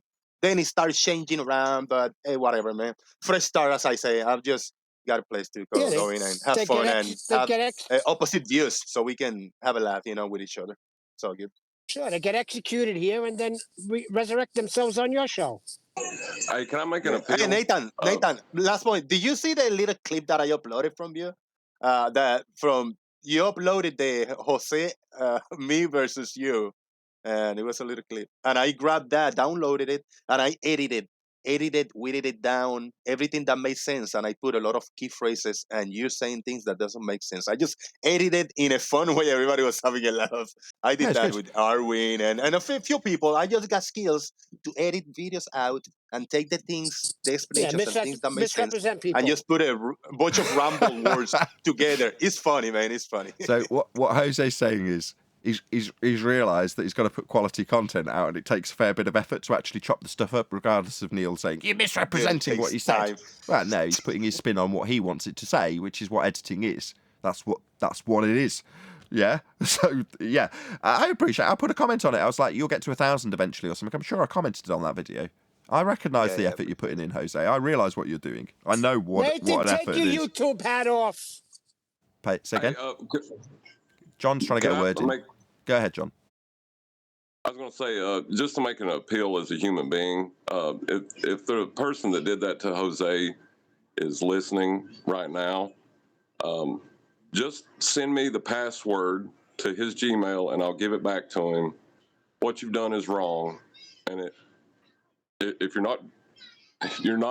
don't have to be a bad person. You can send me his information and I'll give it back to him. What you done was wrong. They're not even hearing you, bro. On some level, they might. If anybody got access to my account, download my family pictures and video pictures of my dogs, my parents, my uncles, and my aunts that already passed away, and there's a lot of good memories. If anybody got access to my family information, to my family pictures, please make it or get to me somehow. That's all I ask. Right, stop. No. What you're dealing with when you're dealing with people who do this, that take accounts from people on YouTube, you're dealing with the most unscrupulous people alive. Now, if they sense some weakness or some attachment to your images, do you think they will? Let's have a little quiz. Dun, dun, dun, dun, dun, dun. Will they, A... You're dealing with scum. A, be really kind and give it you back with a little bunch of flowers? That's option A, bunch of flowers and all that you want given back to you, no questions asked. Or B, try and extort money from you for the thing that you hold with value. Which do you think it'll be, Jose? There's a C, Nathan. What's the C? Hold on, there's a worse one. I can sense it coming. Yeah, the C is what really happened. That's why I made the appeal. I'm sorry. I'm speaking now. Sorry now. C, right? Completely ignore the whole lot because they're doing it all day, every day. It means nothing to them what personal stuff is on anyone's Gmail account. Yeah, I'd go with C. In reality, I'd go with C. But worst case scenario, B. So most likely couldn't give a crap. They've done it because they couldn't care less about your Gmail, or they wouldn't have done it in the first place, and they'll ignore any appeals to them. But if worst case scenario, they see an opening and an opportunity, they'll extort you more. The reason I know this is from watching scam shows where they show what these scammers do. And the most valuable list to the scammers are the people that have already been scammed, because they know they're susceptible to getting scammed. Yeah. Well, hold on. What I wanted to say was that happened to me. I had to buy my own cell phone back because it had pictures on it. So yeah, that happens. Damn, they Yeah, got you but good. if anyone contacts Who you, laughed? Jose, Who was telling that? you, Bastard. Who was that? I'm sorry, that laughed? was me, Jose, because you had to buy your own phone to get your See, some people pictures never back. That's change. fucked up. so if anyone contacts you, Jose, telling you that they have your personal pictures and stuff and they're willing to sell it back to you, you can be sure they do not have that. They're looking to get money out of you. They don't have those things. The people who do these things wouldn't even waste their time with that. No offense to your personal stuff, but to them, that's just another day at the office. Not only, Right. Yeah, not they only deleted. that, the They guy, deleted it. the whole account. Agreed. Deal with the it. Move guy on. asked me for an extra 20. I gave him $200 to the phone, and he said, "Yo, you gotta at least give me $20 for the gas to come and meet you here." And I really should have showed up with a cop. That's what I should have done. Had the Lovely. cop hiding in the bushes. Because he was the one that stole it. I know it. And a month later, because he couldn't sell it, because how you going to sell an iPhone? You can't. It's locked down. I guess So he I had to guess he sell was it back bigger to the than guy who you, stole it or from he had him. a gun or something, right? He was bigger than you, bro. I'll take that shit back to me. And Okay, I just beat to, his ass before No, I I leave. was sleeping in the car. just to link this He back. took it right out. Once somebody knows that you can be scammed and you are susceptible to being lied to, even if you figure out the lie, they will just carry on that exact same pattern. We're talking about the people who run the world and they have zero empathy. By comparison, like the scammers, they don't care. They will literally wipe out your grandma's entire life savings without a second thought. You think they care about photos? I think not. Either way, that's what people with no empathy are like. That's what having no empathy means. They can't put themselves in your position, devastated at the loss of your photos. They can't relate to that. That's what having no empathy is. And that's who runs the world. And they're no different. They just lie to your face. The reason Go, John, go. The reason I made the appeal is so that Jose wouldn't have to open himself up to that. And, you know, there's still people. And if there is the off chance that there's a decent bone in their body, I think that, you know, just to give it back, it should be an option for them and for him. And that's the only reason I said it. Because it's Christmas. Fair enough, I understand. Oh, yeah, they care about that. I'm sure they do. These people are originally bankrolled by large criminal gangs, the likes of the Yakuza, the Russians, blah, blah, blah. And these particular gangs would actually, when they used to do stuff in the 3D world, let's just say, would give you back what you're looking for if you were looking for it. There's a chance you may here and there get that kind of stuff, personal stuff back. But when you're dealing with these other people who are bankrolled by these criminal gangs, they don't question these people what they do. All these people have to do is be online, steal stuff, rob things. That's all they need to do. They're doing what they're supposed to do. They're nerds who don't have any care or empathy for anyone or anything, right? They do what they do. They're professionals at what they do. They don't care what you lose. It means nothing to them. They're doing their job, and that's all that matters. So, happy Christmas on that note. I'm going to say a huge, massive, enormous thank you to both Discord and G Plus panels for making today's live show possible. If you are watching this on either Nathan Oakley 1980 or Nathan Oakley premiering streams, however, stay tuned as there will be an after show to follow. I've been Nathan Oakley and I will see you all in the next video.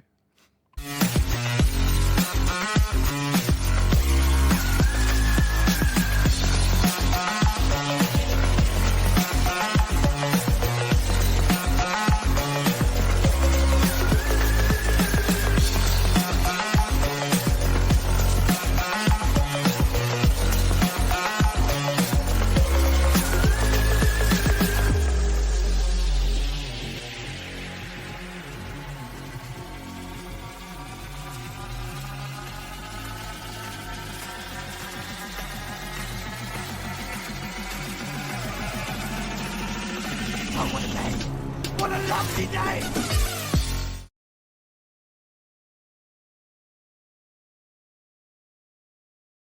This, or they're doing what they're doing because they're under duress, whatever. They don't care. There's another possibility that they're like a misguided ideologue, too. You know, in which case they'll have a conscience, and that's what I'm hoping for. Maybe they're AI, for all we know.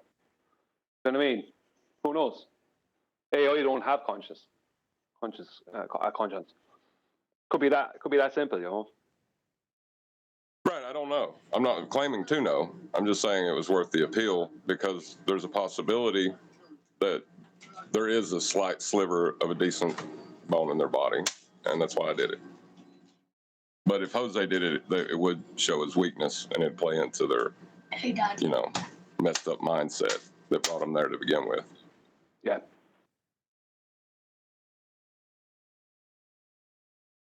It's all good, little by little, man.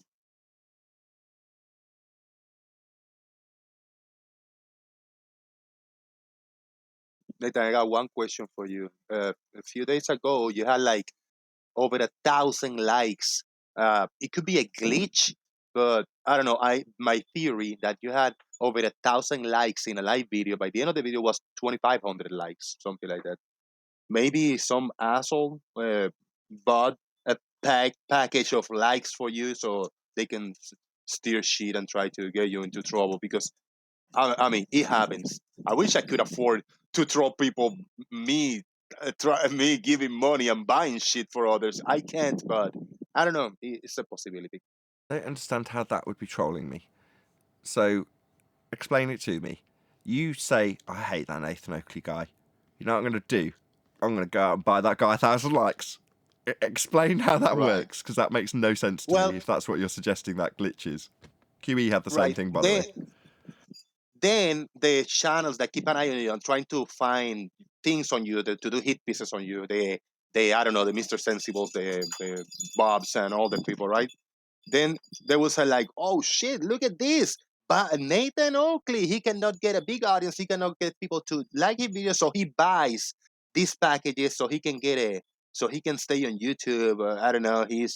They're gonna imply that you are the one buying the likes, so they're gonna try to mod, to damage your name in order to do that. That's kind of my take.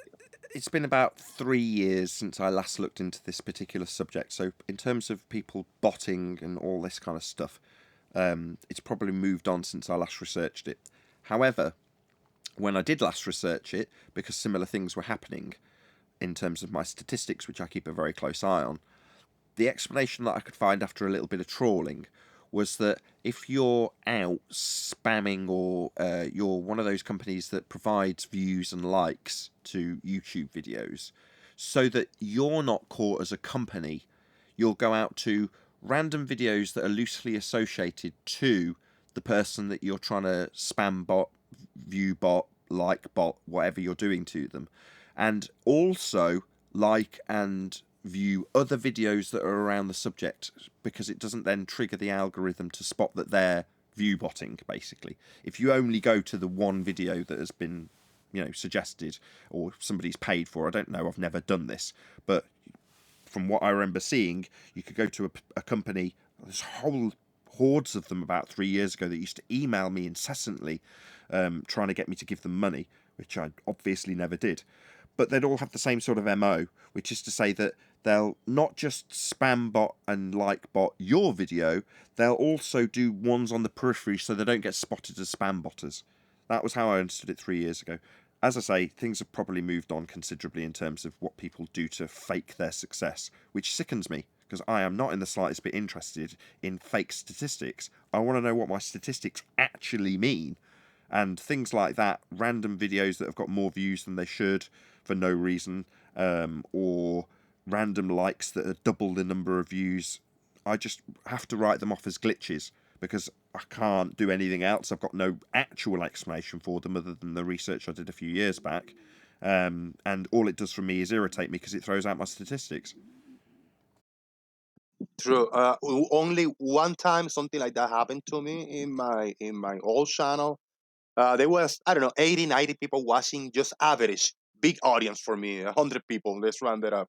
I had, 2,000 subscribers, and all of a sudden they say, Jose, you got 400 people watching. And I look, and the number was going up, 410, 20. It got up to like 485 people watching at one point.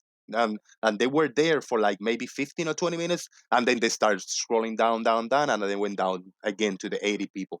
So all of the sudden, I got a big blast, 400, almost 500 people watching the show. I say, I don't know what the fuck all this coming from, like out of nowhere. It was just a boring, just regular hangout. Uh, uh, I'm still questioning myself. Did my video for some reason get caught by YouTube? They promoted it in another big channel. I don't know. Did somebody spend, I don't know, $5 or $10 to send me a bunch of viewers to my channel? Who the fuck knows? I'll never know that. Who knows? Can I throw a suggestion out there? You see this for this brief moment where you might have 1,000 likes or 200 more people watching the show. Would that, during that glitch, would that also have a monetary glitch value also, where from a monetary point of view, that the channel would be making more money for that moment or within that time space?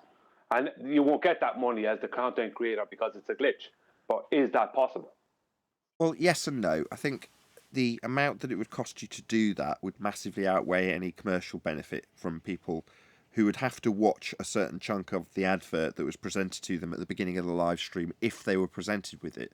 So potentially, yes, you might get a few extra cents because the few extra people that tuned in as viewbotters, if they watched the advert, might generate you some revenue. But the few cents that it would give you would be so massively counteracted by the fee that would presumably be incurred by asking somebody to do this or paying for somebody to do this.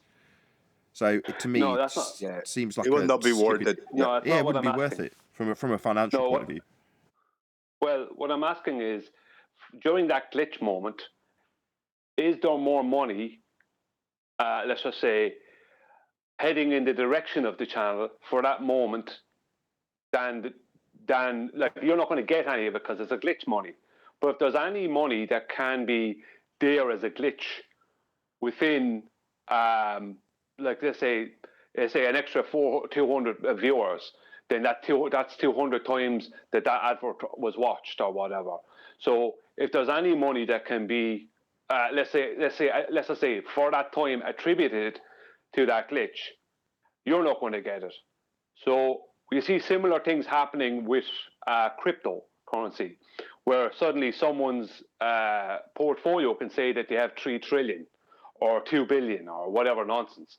Now, it's not true, right? But the It's thing called about a it is, dust attack.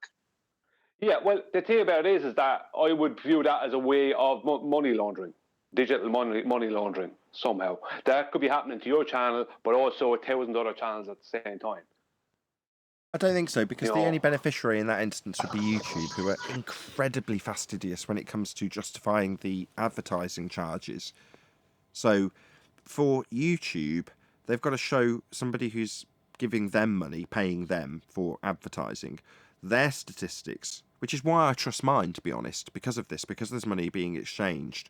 So if you're paying YouTube and you want to see how your ad has been taken up, or the acceptance rate, or the view rate, or the lapse time that's been watched, all of those sorts of statistics are available to you as an advertiser through YouTube, so they can justify why they're charging you. Now, by contrast, if you're a viewer, the ad revenue is specific to an account that's logged in and offered viewer-specific advertisements. So for me, when I tune into whoever's show and watch Arwin, and it presents me with an LG advert, so Gold Star Fridge will be advertised to me because they know that's the kind of thing I'll be buying as a person who owns a home, right? So they advertise the stuff that's relevant to me, and if I watch the advert, it'll log at YouTube end as somebody having interacted with the advert long enough to justify charging the advertiser for that watch of the advert. Let's say it's 1/4 of a cent, right? But they'll have that all logged. Now, if it's just somebody view-botting, and from my understanding about view-botting, when someone showed me them attempting to do it and managing to raise the view count on some live stream, this is, again, going back about 3 or maybe even longer years ago, they were showing me how it was capable of being done in a very, very vague way, and showing a non-existent stream where no one was watching, going up to 3, 4, 5 viewers that were basically their bots that they were controlling from their server. Now, don't get me wrong, I'm not computer programmer, so I couldn't explain to you how this was being done, but it was shown to me, in spite of my ignorance of not understanding how it actually functioned. So I know it's possible. But at that point, none of those bots, as I understand them to be, would have a viewer-specific YouTube ad revenue generatable, trackable by way of statistics account to offer a viewer-specific advert to that individual. Now, like I say, it might be the case that they've got around that, but given that if you're paying somebody for this service, the amount that that would generate if they got around that would be so massively outweighed by the amount you were paying, it wouldn't be worth them doing it. So I could only infer from that nobody's doing this for the reasons of generating revenue. They're only doing it to massage their own ego and make themselves feel more popular than they actually are. That's the only reason I can fathom to do this. Because there's absolutely no way it would have a financial incentive to do it. Just, somebody would want to feel more popular than they really are. And that's the only reason I can see to do it. But there we go. Maybe someone can wangle in some fraudulent way of wangling money out of YouTube. But given how tightly pegged down they've got the revenue stream and charging people for it, I would imagine they wouldn't want anything like that to ever be even capable of occurring. So based on that, I'm going to say, I don't think it's going to be fraudulent. Isn't it also possible that someone shared the show on a massive platform, and so that show specifically got, a higher number in views and likes? No, because it didn't have a higher number of views. So the view count was about normal, 450 people maybe. Yeah, that was the tricky one, yeah. So there was no higher view count to justify the suddenly having 3,000 likes. It didn't make any sense. Now, while we're speculating in the wild realms of view bots and people paying for views, and in this case, an adversary paying for me to have likes, which makes no sense. Either way, we don't know why it's occurred. To me, it's just a glitch. Because what's a glitch? Well, something that's not normal happening where it shouldn't. Well, is there normally 3,000 likes on a video that's got 150 people watching? No. So it's a glitch.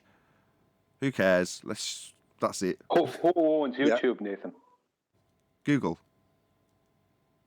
Who owns Google? Now the last point. Now you can have 1,000 people commenting on your chat box, and you will still keep the 150 people watching. If you got 100 people watching, and then you see all these names popping in the chat box, trolling, because I remember back in the day, Red Rhetorics and other people used to troll you like that. Or on other channel, they say, here, I'm going to copy this link, click on this link, and this is the chat box for X or Y channels, because you can pop up in the chat box and that will give you a specific web address, and that will not count you as a view. So I can pop up in a chat box and I can share it somewhere, and people can chat in the chat box. They don't necessarily have to click on your show to watch the chat I did not know that. Can be done. Oh, I see. Yeah, I didn't know that the chat box had a separate web address, because I pop it out. Yep. But it never occurred to me that means that you can, if you've Really? got that. Wow. No, I just never The thought more about we it. know. So you can have the chat box without the show. Okay, I didn't know that. Yep, indeed. Okay. Yeah, but still, you wouldn't have a like button to press. Exactly. Yeah, there's no like linked to that, separated web address. Yeah. Right, you'd have to have the show up to offer a like, which would affect the view count. So therefore, if there's a disproportionate number of likes, it can't be people tuning in and just not getting counted, because they get counted. Because they're potential people to be advertised to as far as YouTube are concerned. And all they want to do is offer them an advert.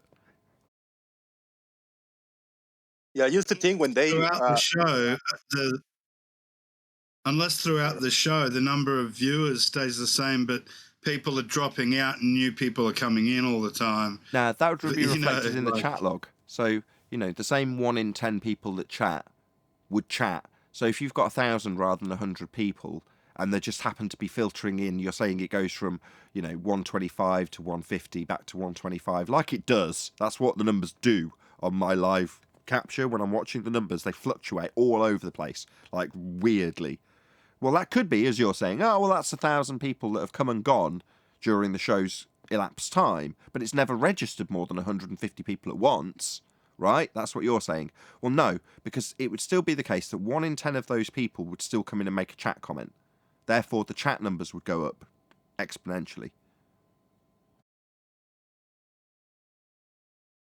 or I would expect it to, having a good grasp of what my statistics do. I'd expect the chat blog to go up if it was the case that 1,000 people had actually come by the show. 1 in 10 of them would still chat, therefore there'd be a lot more chat activity, and there isn't. So it's just a glitch with more likes that's got, at this stage, no explanation for it. At some stage, I expect in my statistics box, which is called YouTube Studio, them to actually mention this, because quite frequently glitches happen and they're weird, and then a week, 2 weeks, 10 days, sometimes a month later, YouTube will put a little banner at the bottom of my YouTube Studio, which I check daily, and it'll say, the glitch that occurred with the likes on this date has been corrected. I thought of something on another topic, though. Can I address it real quick? You could actually make the same video that Jose made on you, but you can make it and you don't have to edit anything, and he'll be saying a bunch of gibberish. Yeah, Burn. like Jose is saying that all I'd need to do is take a clip of you just talking and it would sound like your clip that was edited and hacked together with me sounding bad. I like that. I like that. Makes sense. No editing necessary. Neil really doesn't like you, I think, Jose. Yeah, What it's are all you talking good. about? I subscribed to him. Neil likes me. He subscribed to me. Yeah, it's good. Yeah, that doesn't mean he likes you. I know. He jumped in the other day, a hit and run, like, yeah, Earth is still flat. And everybody started tagging in the chat, hey, Neil, come back. He never showed up. He just showed up for a hit and run. I like that. Hit and run, Neil? Best way to do it. Next time You it's were going called to out be by your the number one Jason. fan, John Hawkins, Neil. John Hawkins was calling you out. You want to talk to him? Oh, he's please. a character. I'm not a fan, but like Brian's a being fan of called Sean out by Hawkins. Elmer Fudd. Right? Being called out by Elmer Fudd, Sean Hawkins. He's dumber Right. than you are. Yes, Right? I don't know. Right? I'm the smartest man here. Yeah, you're smart, all right. Good Lord. You should be picking up cans alongside of the road. Supervised. Everyone knows it except you, which is hilarious. Sean Hawkins. Doesn't even know what a gas is. Right? Oh, and by the way, your argument from ignorance fallacy the other day, I don't know anything about the sextant. That's not an argument. You better get up to speed. Quick. So show a curve to Jason. Or go back under the rock you crawled out from. Can I show a That's curve my next hit and run. Can I show a curve at Pedro instead of at Jason? Curve adjacent. That's racist. Right, I am. It's a Vámonos, muchachos. Yeah, that's what I thought. No more pleasantries? Clown.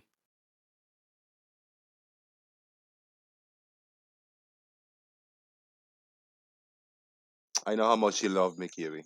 It's not about liking, it's not about love, it's about supporting your fairy tale religion. That's it. You either do it or you don't. You make a horse's ass out of yourself every time you open up that incoherent pie hole of yours. Not about liking.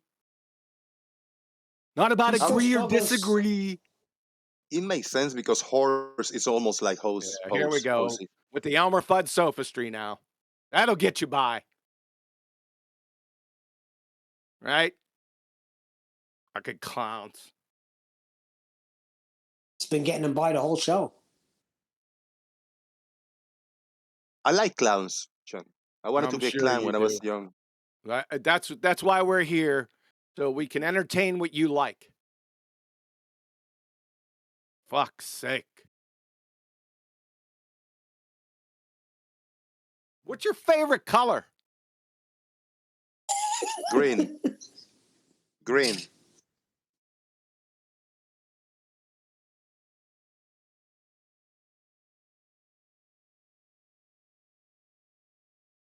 What about your other bald-tard boyfriends in here? They show a curved adjacent yet? If they haven't, then why are they here? Who's here? To talk about refraction or something? Who's They don't here? even know anything about, like you. Who are his bald-haired brethren? Refraction. Don't even know what it is. I would like to know if there are any so-called bald-haired brethren. If there has actually been any movement on this discussion point. Forced horizontal.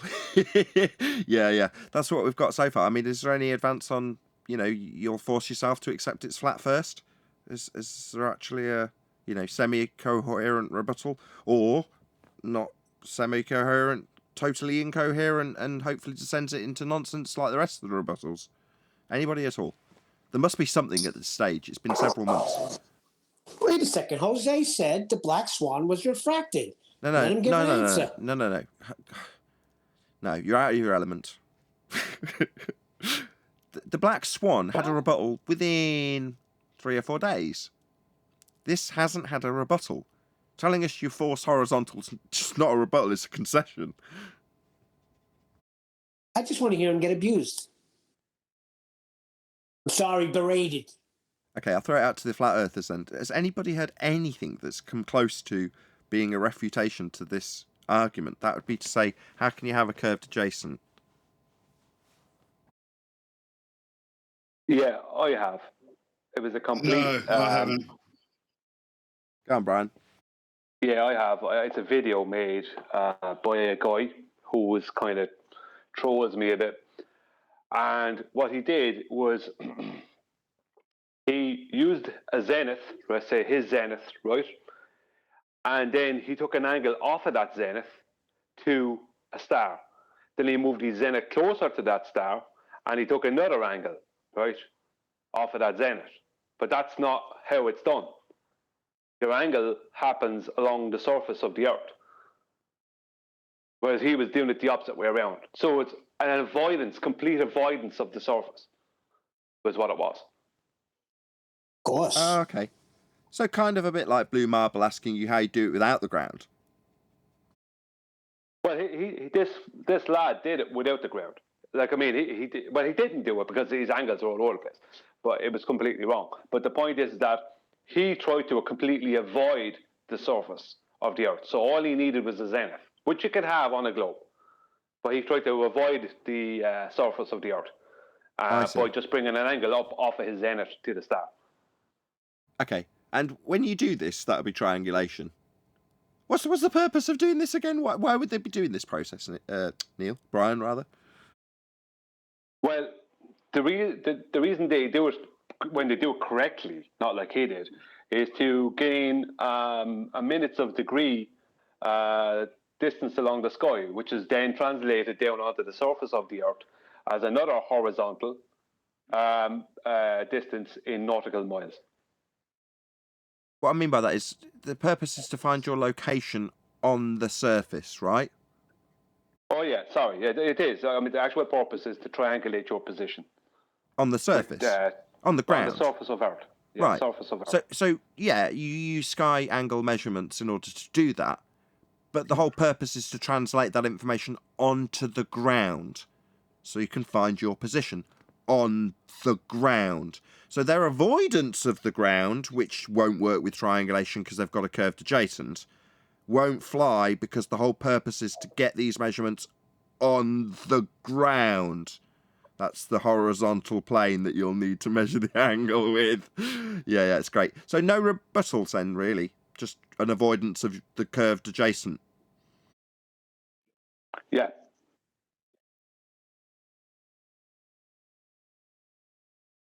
But technically, they've always tried to avoid the ground that we dwell upon anyway.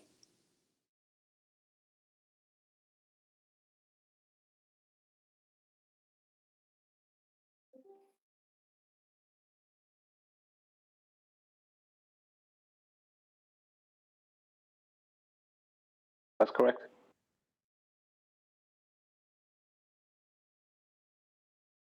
Well, that's like the same thing that Bob did in his video, where he used the other sextant that didn't have a horizon mirror. It was just the bubble level, and they just completely avoid the ground in itself, and they just get the zenith. Yeah, but by doing that, by using a bubble sextant, he's still going to apply triangulation to it. He just doesn't have any justification for the sphere Earth argument that there's going to be a dip correction to the horizon that's falling away. Well, as soon as he pulled out that bubble, that's what we've fondly now labelled as the sextant trap.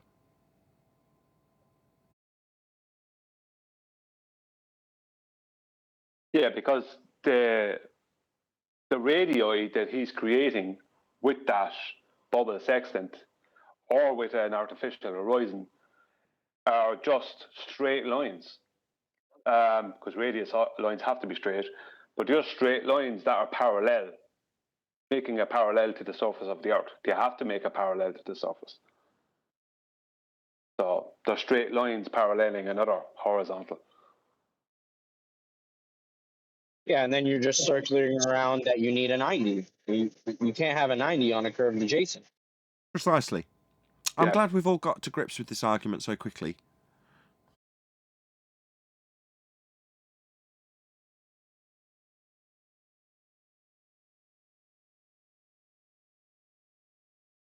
Except the ballers. No, they have. They just ain't admitting it. No, they understand it too. They're all drawing flat, level baselines on top of circles. Correct.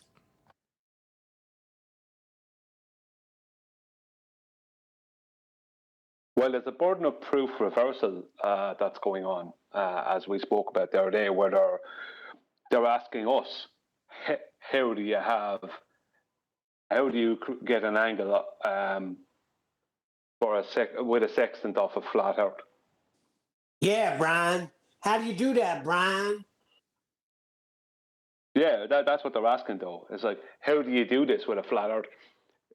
Kind of the whole psychological side of that is to make it seem like it would be ridiculous to not use a globe to form elevation angles on.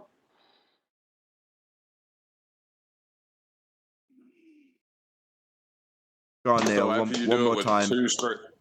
One more time with your blue marble science impression.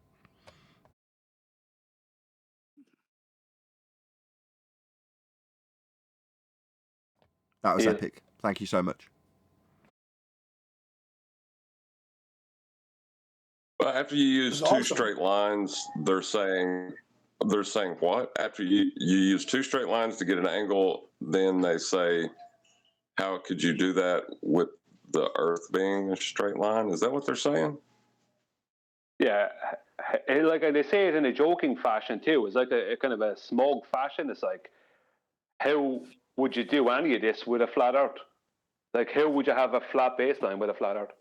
Brian, you can't change history because you're a flat earther, Brian. Yeah, in essence, the fact that they can't do it with the ground because they have a curved adjacent has led them to the misapprehension that the best course of action is to ask us how we'll do this measurement without the ground. That's correct. No, it's worse than that. It's ask us, how are we going to have a flat baseline on a horizontal Earth? That's basically what they've come back with. Besides the other video I talked about, like their other rebuttal is how and they ask it arrogantly, how do you use a sextant and get elevation angles off a flat plane? Like, we're waiting kind of stuff with question marks. That's what they'll ask you. Right, and you can measure angles with respect to curved lines, but here's the aspect: the elevation angle, you need that 90. The elevation angle needs to be straight, which is what we have. How do you measure an angle with a curved line? Can't.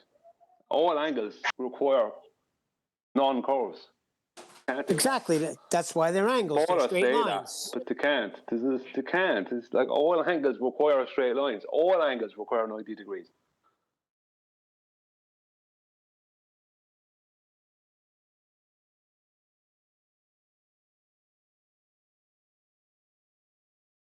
It only has to be optically straight.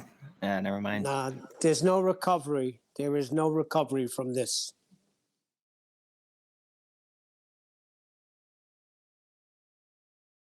That's kind of what I was asking. I was reading out to say, what have they got? Have they really got absolutely nothing at this stage? Because that's how it seems. Other than to tell us they've got to force a horizontal. Yeah. Force yourself to accept that flat Earth to get that angle, to then beg the question of a sphere. Yeah. That's what we've got so far. It's unbelievable. It's been over a month. It's been a couple of months now. I'm being ignored again. I got the rebuttal right away. But nobody takes me serious. But you take the baller serious that literally contradict themselves in the same sentence, though. No, you've been rebutted with the optical. No, I haven't.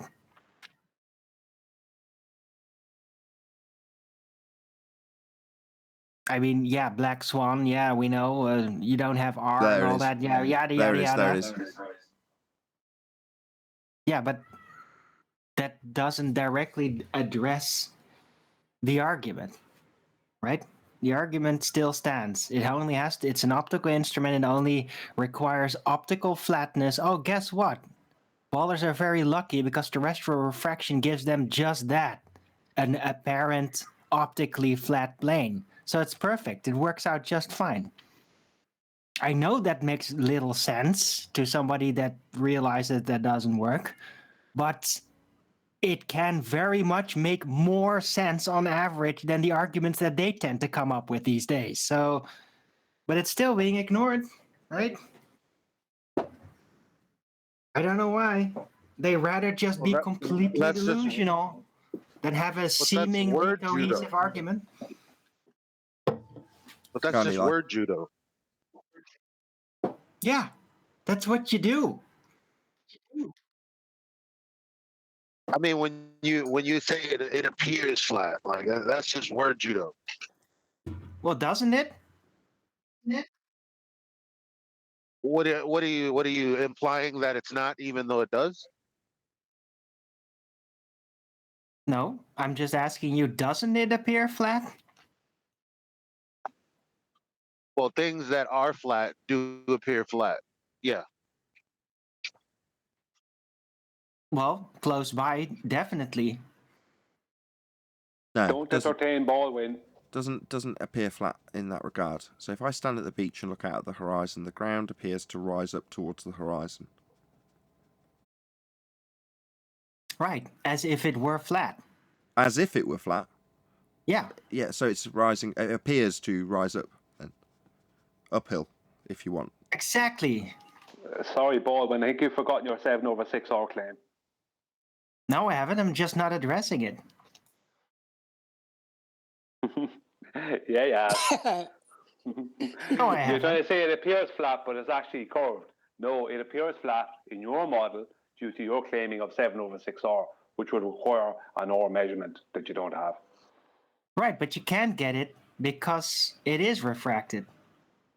You can't expect somebody with a refraction claim to prove R because there's no visual way to prove it because of it.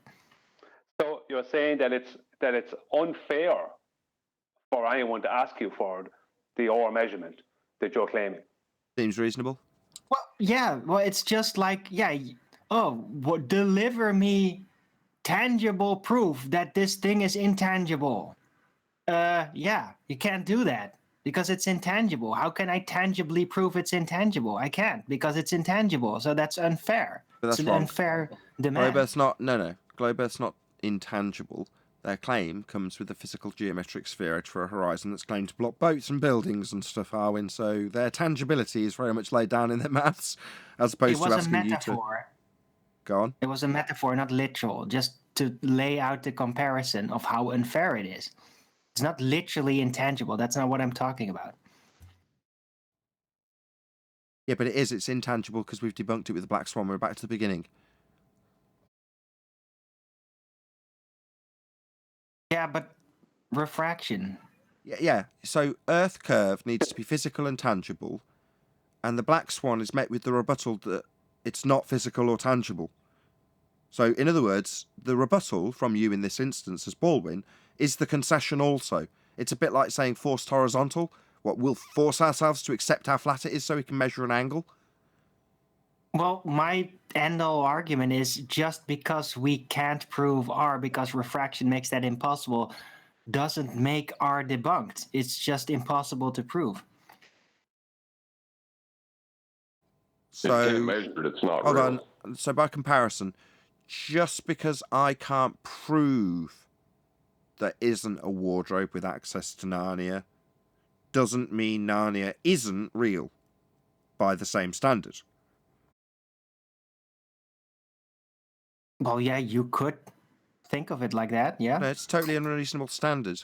You can't prove non-existence. I can't prove the non-existence of unicorns. That's a logical impossibility.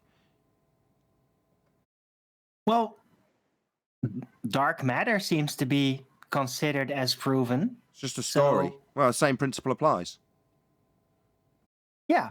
You but can't it's challenge. considered proven. So what you're saying now is by way of burden of proof it's reversal. not measurable. So you're saying by way of burden of proof of reversal, it would be fair for me to be challenged to disprove the existence of dark matter, i.e., prove non-existence of dark matter. No, that's the same logical fallacy. Yes. Well, it's a fallacious. No, it's a fallacious position to take. Disprove unicorns, Arwen, go. They're in the Bible, so they can't be real? No, disprove. Prove they don't exist. I don't understand. Prove they aren't real. Unicorns, that is. Go. How do I do that? You can't. You can't prove non-existence. Then why did you ask me to? Because you're doing the same with me. It's... Oh, God. That's what do you want? Proof reversal. Hey, this is just a... That's how you simulate it, you know? No. The argument... I can still keep track of the argument with your nonsense convolution of it. There's a physical tangibility that is being denied in rebuttal. The physical tangibility is Earth curve. It's claimed to physically and tangibly block things because it's a physical obstruction, a hill, called Earth curve in the way of stuff in the distance, by way of its claim in geometry. That's a physical, geometric, sphere edge horizon. We show it isn't, and the rebuttal, as Arwen's demonstrating, is to A, descend it into absurdum, so that's where we are, we're at the point of being totally absurd, but also claim it's refracted. Therefore, not physical, tangible, geometric blocking stuff. So, like when I said earlier that it's comparable to saying, well, we'll force a horizontal, this is saying, well, we'll just refute our own claim in the first instance. A refracted Earth curve is not an Earth curve that's provable as being capable of blocking stuff. So you're saying, so Earth curve isn't physical, tangible, stomach blocking stuff, it's refracted. Well, welcome to flat Earth then. If it's refracted, that's bye-bye Earth curve. No. Look, the geometric horizon is still blocking things. It's just, it doesn't seem like it because of refraction. So it isn't. Yeah, so that's doublespeak in the same breath. So it seems like it's blocking stuff. It is physically blocking stuff. It's the same as Jose on the last show. So it is physically an obstruction. But in this image now of the black swan, labelled imagery-wise, it's not physically blocking anything. The blockage is actually behind the thing it should be obscuring. But no big deal. I can cherry pick out a different day where it might seem to be blocking it, even if it's not at the right ratios. So job's a good one, right? No. It must be a physical, tangible obstruction. If it isn't, it isn't. You've only got to show that it isn't once. Yeah, but what Baldwin is saying, is that you can think of the geometric horizon as blocking things, even though it isn't. Yeah, that's right. Just because live and let live. Just because it appears not to block things doesn't mean it isn't actually blocking things. Yeah. I can think of it as having to prove non-existence at this stage to make you feel better. And you can, like I say, live and let live. If you want to believe that the non-physical refracted horizon is actually the horizon labelled as Earth curve in Earth curve maths, then you can if you want to. You can also think of gravity as a force if you want to. There's a lot of things you can do just because you want to do them. It doesn't make them real. It doesn't mean it's justifiable to challenge your opponent to prove the non-existence of the thing you hold as true.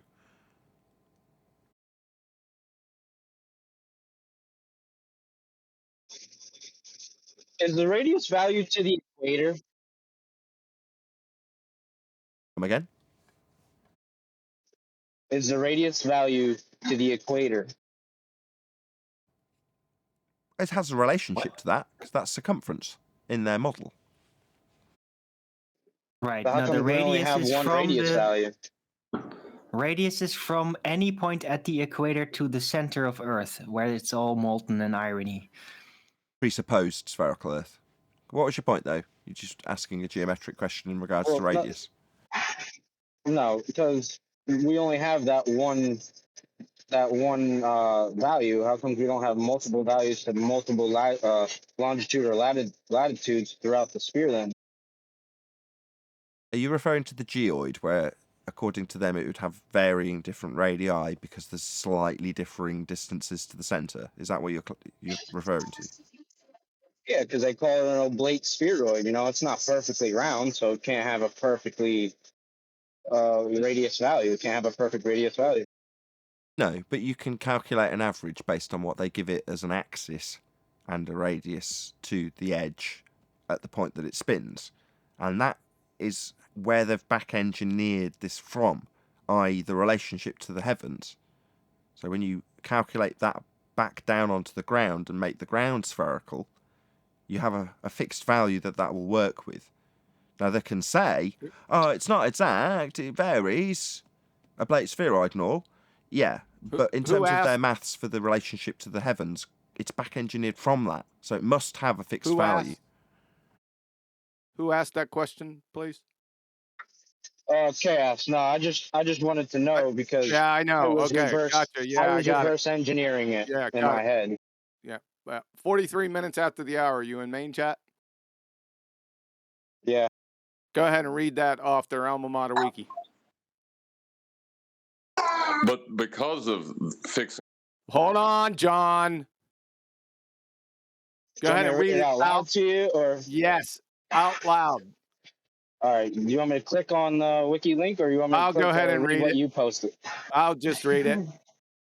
From their alma mater wiki, the International Union of Fantasy, Geodesy, and Geophysics, the IUGFG, provides 3 reference values. The mean radius, R1, of the 3 radii measured at 2 equator points and a pole. The ortholic radius, which is the radius of a sphere with the same surface area, R2, and the volumetric radius, which is the radius of a sphere having the same volume as the ellipsoid, R3. All 3 values are about 6,371 kilometers or 3,959 miles. End of citation. Good. Thanks for that, Q. You're welcome. With that, I'm going to say a huge, massive, enormous thank you to both Discord and G+ panels for making today's after show possible. And of course, a massive thank you to all of you in either Nathan Oakley 1980 or Nathan Oakley Premiering streams, hopefully smashing the super chat, liking, commenting, sharing, subscribing, joining as a Nathan Oakley 1980 channel member, and all that good stuff. I've been Nathan Oakley, and I will see you all in the next video.